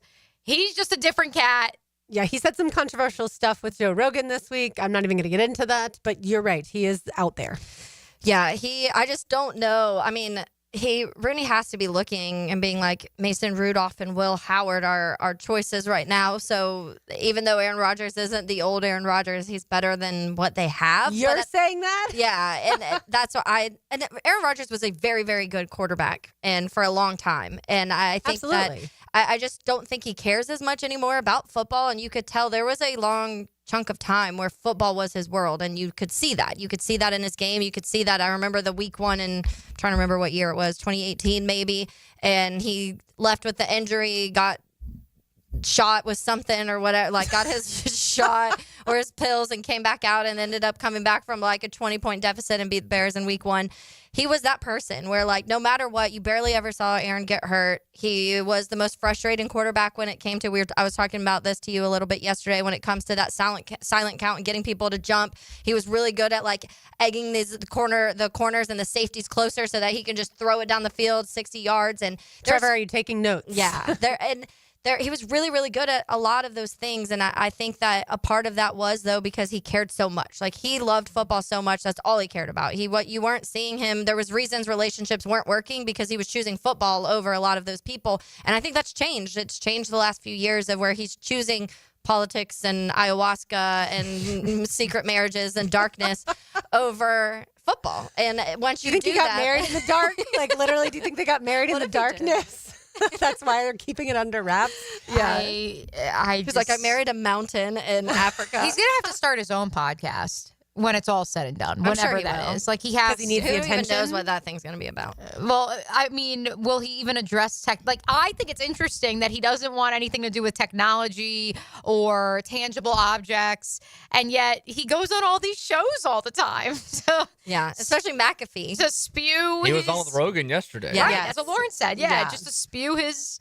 I wasn't even going to get into some of the things he said, just because what did that's out he of our say? lane. Oh, and Let's spill the tea. It's political. Let's just put it that way. I'll have to check it out then. I would like to formally apologize to our contemporaries in the Pittsburgh area who have they will now bear the cross that our brothers and sisters in the New York area have bared for the last 2 years, and that is having to listen and consume every single thing that Aaron Rodgers does on any of these podcast platforms. I feel so bad as I even just searched his name on X, and I was curious, some of the Pittsburgh Steelers beat reporter, they all had to listen to him on Rogan.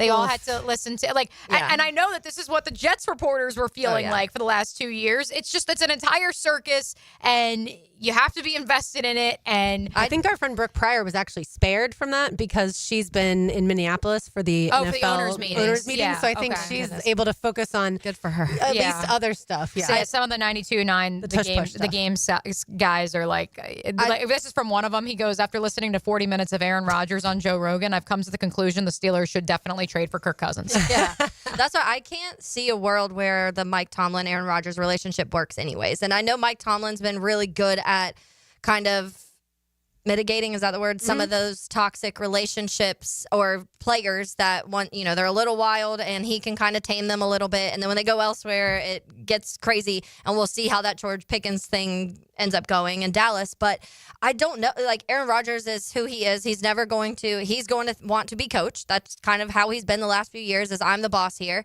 And I don't see Mike Tomlin taking to that very well. And I also just think it might be best for the Steelers organization for the future. And I know they have never had to really worry about it in this sense like other organizations have. But maybe lose and worry about trying to get a young quarterback next year because it's just that, to me, if you're thinking about your future and rather than just another over 500 season, then maybe the best thing is to just ride with Mason Rudolph right now and not win a lot, but be able to get a quarterback of your choice next year. We were talking about where we were 10 years ago. Dylan, where were you in 2009? Because that's the last time the Steelers won a Super Bowl. Yeah. I was graduating high school.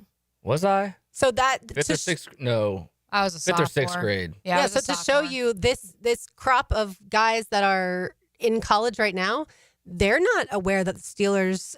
I'm sure they know the Steelers... They were born in 04, 05. Right. I'm sure they know the Steelers with Ben Roethlisberger and maybe the history prior to that with, the 70s Steelers. No, they don't. No, they don't. Maybe I can promise you they have no idea. But yeah, so You say basically... Tara Bradshaw, they're like, no idea who that is. Okay, yeah. So, and we know his completion percentage was not good in comparison to the quarterbacks today. But, I don't know that they know the Steelers as the same way that we know the Steelers, in other words, right? Like, that super high standard. They probably know Mike Tomlin never has the losing seasons. But beyond that, to them, that's probably a mid-organization. Yeah, and they're like, okay, cool. What does that do for you? Because you haven't won a Super Bowl since I was 4 or 3 or whatever the case may be. When we're talking about feeling old, one of the trends on TikTok is a lot of the locker rooms around the league, the social teams will ask the players what year someone was born that they consider old. Oh, golly gee. The amount of players that say like 96, 97, that's old. And I'm like, oh my goodness. Oh my goodness. The Bengals did that think yesterday. about that. Like, if that's what they're thinking in the locker room, these players are saying that someone old is 96, 97, and you're talking about in, 2008, 2009 was the last time you were making a run to the postseason. That's not that far of a gap. Yeah, if they paid attention, then I guess in 2017 they would have known the Steelers losing in the playoffs to the Jaguars. While we have you today, Dylan, I want all three of you to respond to this. A person close to DJ Lagway, the Florida quarterback, said this: he's healthy now. He's going to have his full arsenal. People have not yet seen his full arsenal. Dylan, I'll start with you. What does that make you think of? Whenever I saw him take a snap in the spring game, I thought he was good to go. And then he's throwing a little bit with Denny Thompson, whenever that was a couple weeks ago.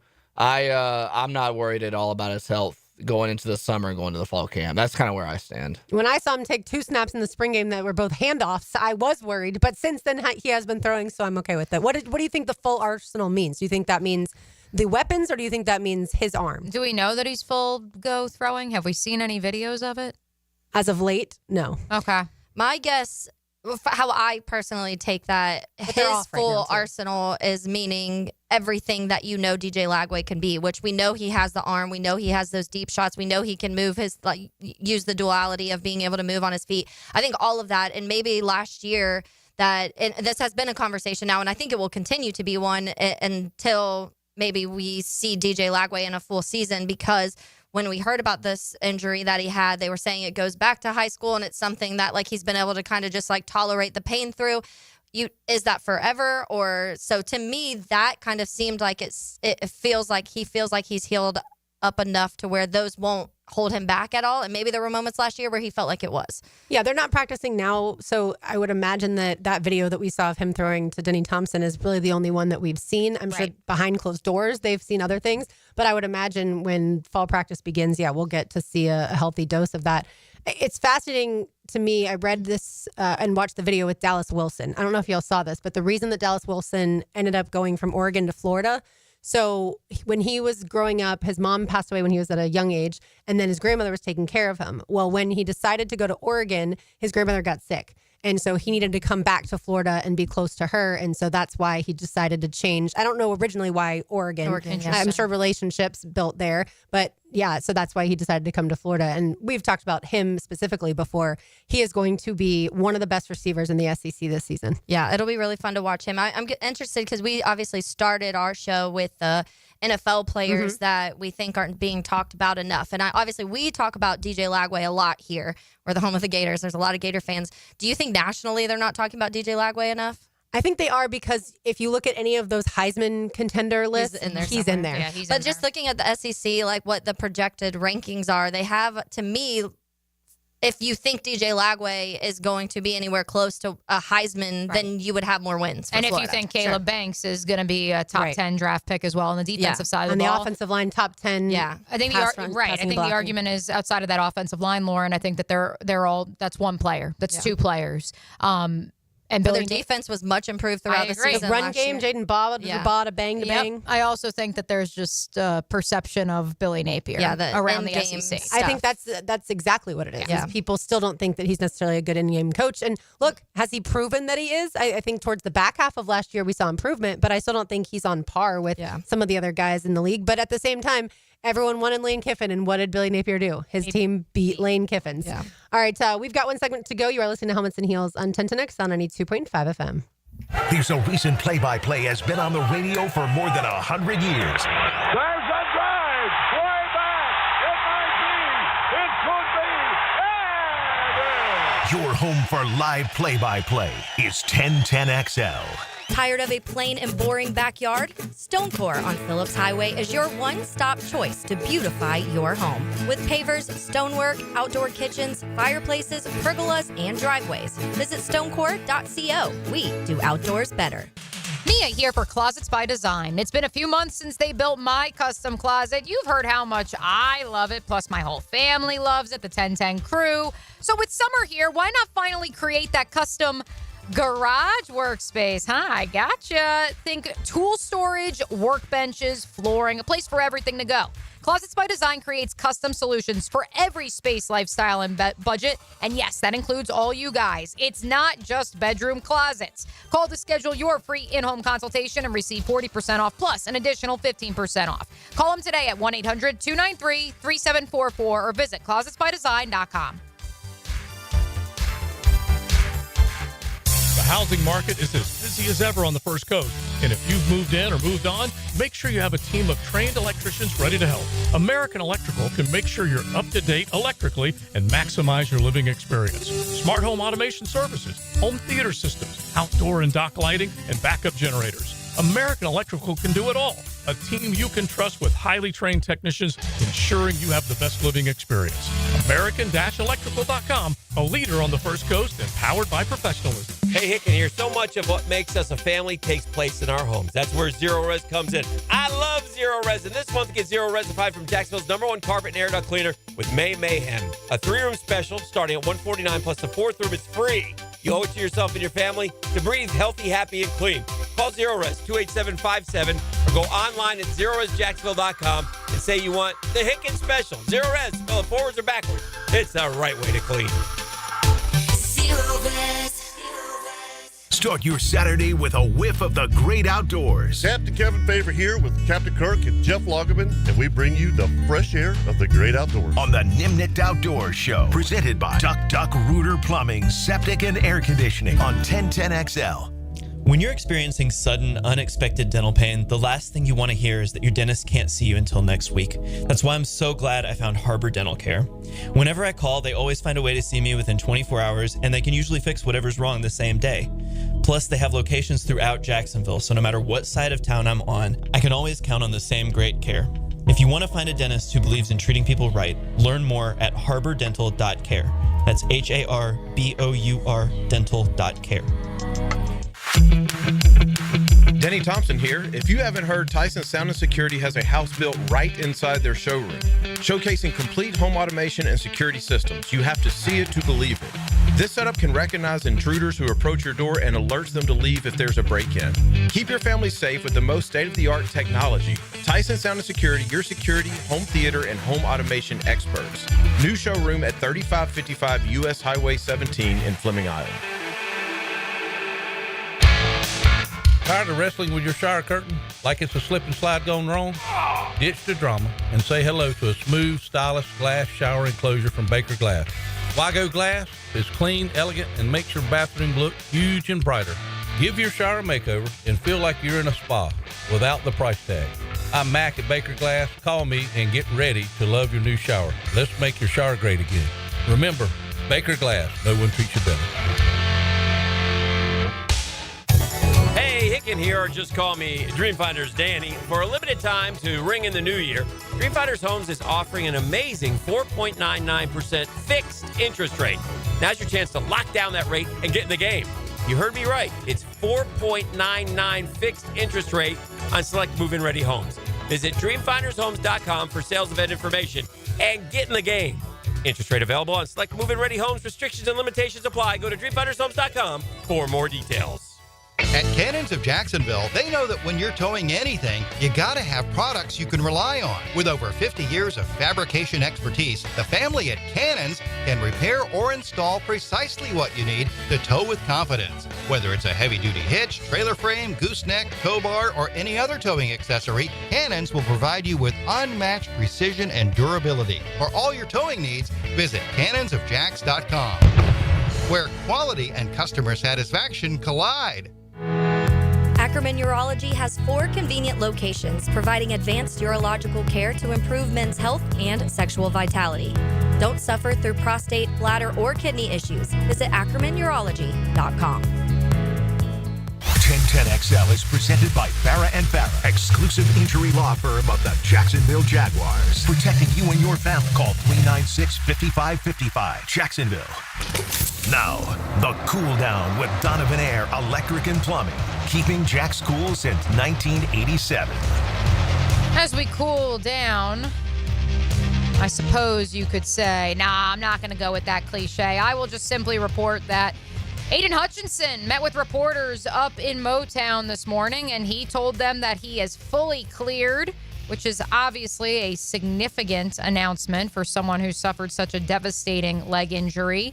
And, of course, much like Trayvon Walker, the number 1 overall pick in that 2022 NFL draft, could be in line for a contract extension as early as this summer. Yeah, Aiden Hutchinson, I'm glad to see that he's been able to recover from that. There are times like a Tank Dell where they're going to sit out more than an entire year. Yeah. And so I'm glad to see that Aiden will be able to come back and play. The Jaguars released the 3rd and final preseason date and time. We already knew the Jaguars would play host to the Pittsburgh Steelers August 9th at 7 p.m. on Fox 30, and then traveled to New Orleans on August 17th at 1 p.m. on CBS 47. And then now we know August 23rd, the Jaguars will travel to the Dolphins. That game kicks off at 7 on Fox 30, and that is when the Jaguars will have joint practices. Yeah, the Jags don't get much escape from the heat. You are correct 7 o'clock games, so, I mean, we're trying out here in the sun. Well, the New Orleans one is indoors. So as far as the actual game. game. Like having to have one of your preseason in Miami. So yeah, like, and I guess it's we've gone to Pittsburgh. I know, and it's. But I mean, I guess when we're talking about you got to get used to it, and that's what I heard a lot of people talking about the heat, the OTA, and how in Rockville. Yeah, Rockville also. But I think that it is. I mean, it's going to be hot. It's going to be hot August, September, and some of these guys need to start getting adjusted to it now. I know my cousin, or my uncle, sorry, he played football at Olympia in Orlando. He was Chris Johnson's quarterback down there, and he went to Arizona and just didn't condition right out there, obviously for different reasons out in Arizona. Granted, it gets hot, but more so the dryness and stuff like that, getting used to. And it ended up kind of derailing his entire career because he just didn't prepare for it the right way. And so I do think think that we kind of joke about it like it's hot, but no, some of these guys really have to adjust their whole lives to what they've been playing in. And even a guy like Travis Hunter, the difference in altitudes of what he's been playing with the last couple years compared to now, there's going to be adjustments, and those are important things because if you don't condition right, you're not going to make it through this summer. Right, and you can't just have water in this humidity. Yeah. Like, and obviously going out and having all that exercise out there too. Like you have to have the right balance, and they certainly have a dietitian, a great staff there that they understand those salt levels that they need and things like that. But it's not just as simple as like, oh, drink some more water because you'll be losing your fluids quickly. All right, let's get into some ASUN baseball. Unfortunately, UNF lost yesterday 14-11 in North Alabama. That game was back and forth. So UNF season is over, sadly, but JU does take on Austin Peay at 2 p.m. today. So make sure you're watching in about 20 minutes.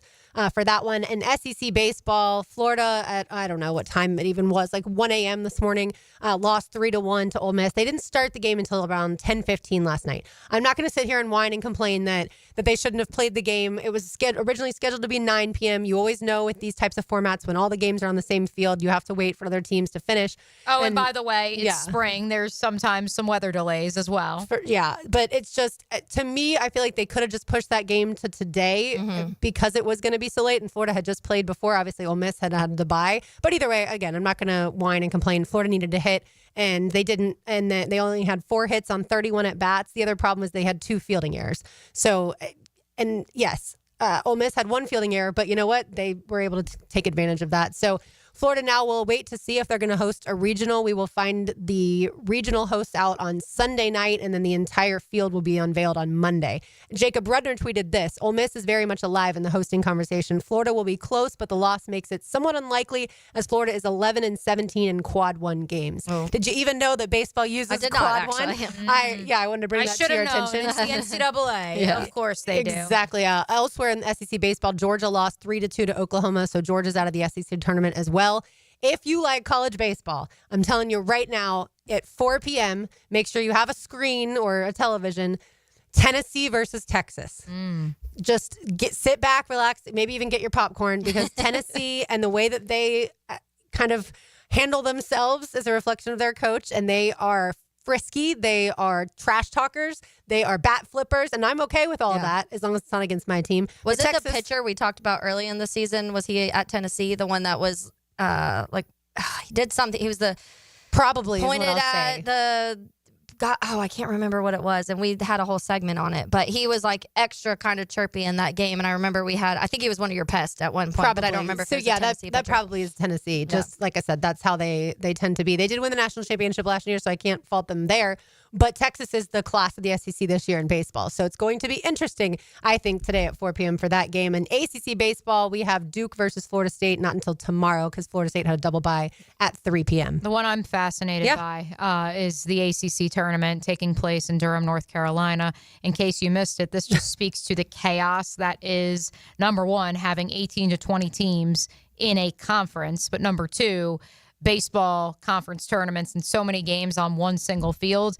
The BC Virginia game did not finish until 2:20 in the morning Eastern time last night. Goodness. Yeah, like I said, I think they should push those games that are going to start that late to the next day. But I understand when it comes to the television networks, they have a strict schedule that they're trying to stay on, and they need the tournament to be finished. I know some people are wondering, is it better for Florida to bow out early, rest all the pitchers, and then figure out if they're going to host a regional or not, but also be able to rest just in general. We've talked about all those injuries.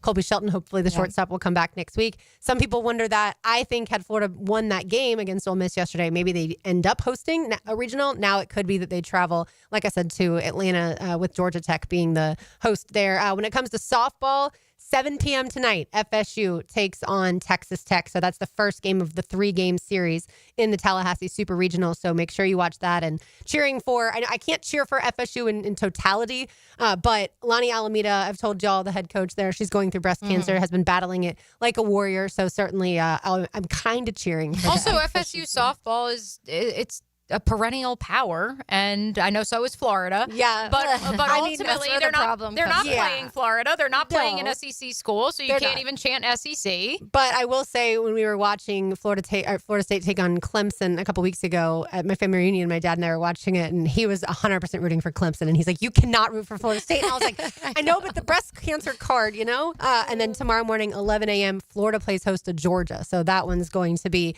a fun affair. We've always talked about NCAA women's lacrosse around here, so that gets underway tomorrow. The first game, North Carolina versus Florida, is 3 p.m. at Gillette Stadium, and then you have Northwestern Boston College at 5:30. And finally, since I'm talking Florida State, I'll give them a shout out for women's golf. Florida State lost to Stanford in the NCAA semifinals. Unfortunately, they lost, but it was the deepest ever run for the Seminoles in the NCAA tournament. Stanford won the national championship last year in women's golf, so they were a heavy favorite to win again this year. We'll see if they beat Northwestern in the championship. Yeah, I was going to say I thought Northwestern was the champion there. Yeah. So. Northwestern beat, I forget now who the other team was in the Final Four, but yeah. And then Trinity Christian lost yesterday in the state championship game. I was bummed for Jonathan Murphy and the crew. Yeah, but listen, they had a hell of a run to get there. They came back down, 5 or 7 or something like that in the final game on their home site. So, hey, it's a credit to the good old Trinity Christian boys. Yeah, and they might can get back there. Side note, and then I have a quick question for you guys too. So it was the Brian Curley kid from Georgia that I was thinking about. That's what it was, Georgia. Okay. That's what I was trying to think of. But so also another team you don't like is Georgia. Also true. That's another reason why it was a pest of the day. Can you tell I'm slightly biased when it comes to this? But yeah, I have a question because earlier when we were talking about the players around the league that we don't think are being talked about enough. Yes. On my list, I had 2 players, and I want to ask you guys, if you were to guess of these 2 players, who would have a better year this year? I want you to give me your answers for these because these are 2 that I do think that are both going to have pretty good seasons. Part of that's just surroundings, part of that's coaching, part of that's what we saw glimpses last year and just improving, developing. So Keon Coleman is one. I thought about him for my player. Yeah, he only had 556 yards and 4 touchdowns and 12 starts last year, but he got hurt. So obviously you're kind of factoring that in. But to me, I feel like if you're talking about Keon Coleman, if we learned anything the last couple years, it's that Josh Allen elevates his wide receivers quite a bit. And so I feel like most people would guess that would continue. I thought you might pick Khalil Shakir as the more people NFL need to player. always talk about Khalil Shakir. But number 2 is Ricky Pearsall. In the final 2 games of thought this about last him, season, he had 14 catches, 210 yards, and 2 touchdowns in his final 2 games. Right. And obviously Debo's gone now, so that's a massive role that has to be filled. So if you were to guess between Keon and Ricky Pearsall, who would have more yards at the end of the year? Ricky Pearsall. Yeah, I agree. I didn't pick Ricky Pearsall only because I thought y'all would be like, yeah, you're the Gator, so you can't. No, but it's a good call because look, Brock Purdy just got paid. Yeah. No one's talking about it because everyone's talking about Brock Purdy getting paid, but we are entering a very fascinating window for Kyle Shanahan's San Francisco 49ers because while, yes, they extended Brock Purdy, they extended George Kittle, they extended Fred Warner, they have the most dead cap money of any team in the National Football League. They also are right behind the Jags, or I guess now they're the head of the Jags after the trade up for Travis Hunter for the most draft picks in a 2-year span. They are entering that Rams 2023-2024 window in which if John Lynch and Kyle Shanahan don't hit on draft picks to appropriately supplement that roster around Brock Purdy, things could get a little dicey in the Bay Area. And so I think it's fascinating. Additionally, of course, Brandon Ayuk, will he actually be on this roster opening day? A lot's expected out of Juwan Jennings, too. A lot is expected out of Juwan Jennings to take the next step. Certainly, they drafted Jacob Cowing on day 3 last year, more of a return guy, but certainly someone who could factor in. Trent Taylor is still somehow on the roster. It's going to be the cockroaches and him left. I know he kind of had a brief stint out there in Cincinnati for a hot second, too, and he's also George Kittle's BFF. Point being, Ricky Pearsall will, by the end of the season, probably have to be at the wide receiver position, the go-to option for Brock Purdy, and that'll go into years to come outside of course, the 49ers fortifying that room more in next April's draft. I thought Kyle Juszczyk was George Kittle's BFF. No. Well, yes and no, but Maybe it's the Trent wives. Taylor was first. You got to. Well, the wives there are best friends too. You got to go back to like the rookie mini camp, like him and this little guy, Trent Taylor. He's not a little guy. I don't want to say that. He's taller than me. But 5'8" slot receiver out of Louisiana Tech. Been in the league for about 6-7 years now, and he's always with George Kittle. So yeah, I like both of those. Like I said, I literally thought about both of them. I didn't want to do Keon Coleman because, like I said, I thought, Taylor, you might do Khalil Shakir. But also, I don't think we've seen enough of either of them to be able to really predict it, other than it seemed like Ricky Pearsall was really ascending after. And if people forget, he had the incident where he was shot and thankfully able to recover, but that certainly pushed him backwards, whereas Keon Coleman got hurt later. Yeah, and that's what, to me, I don't think people remember how well Keon was playing before he got injured, though. And so if you go back to those 2-3 games before he got hurt, he was balling out every single week, and he was already at that point looking like, okay, you're an NFL wide receiver, and now there's a gap, so now you are going through, you had to kind of get out of, heal and train out of that injury and everything, so you're coming off of that, which kind of sucks because that ended last year for him. But both of those guys just popped in my head. I'm like, I feel like we're not talking about them enough, especially with the situations, teams, and quarterbacks that they're with. And they're such opposite guys. Like Keon Coleman is a big guy. He's going to use his stature, whereas Ricky Pearsall is that fast, quick, super agile, but also great hands type of guy. So it will be fun to watch. We'll have to put them on a spreadsheet of players we're tracking this year. Let's say hello to Leon. Now, the 2-minute drill. Serviced by Cool Cats Heating and Cooling. Locally owned and operated. We're your neighbors. CoolCatsJacks.com. The coolest cats in town. Leon, I should know this. Who were you cheering for last night, Pacers-Knicks? I was cheering for Indiana. Okay, so you had a fun night then. I had an absolutely great night. Loved it every moment. And why Indiana? Because Knicks fans remind me of Cowboy fans. Okay. They get a little glimpse of hope, and they've already won the championship. And I hate that about it. I get it. The other side, do you care who wins? T-Wolves Thunder? I like OKC. I do. I like OKC. I like their youth. I like the way they run up down the court. I would like to see Indiana OKC. I think that's going to be a track meet. Yeah, RJ told us yesterday he thought that the Pacers' depth would win the series, and so certainly you saw part of that last night. Yeah, it was.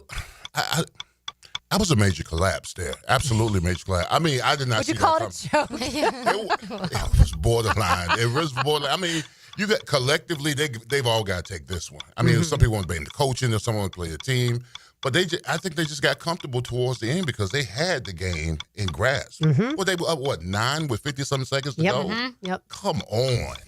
That's crazy. What play would be your NFL comparison of that shot, the way it bounced up and landed back into the? Because you want to say Hail Mary, but I don't think you can, because to me that would be that full court shot where you're just like having to sling it, or half court. That's a good question. What could be compared to that? A double doink that actually goes in, maybe. Well, I can tell you. Well, I'm gonna go Mike Hollis in playoffs against Buffalo. Yeah. It was a terrible win. He doinked it, but it went in. Yeah. And we won the game. That's all that counts. Yeah. As long as it goes in. Absolutely. Leon, what's coming up? Well, we're going to actually talk about some of the major collapses maybe in college football and the NFL. And I've got one. Yeah. One that happened to you? Yeah, unfortunately. When you were a player? Yes, it hurt. Oh, at Miami? Well, it wasn't it was a collapse.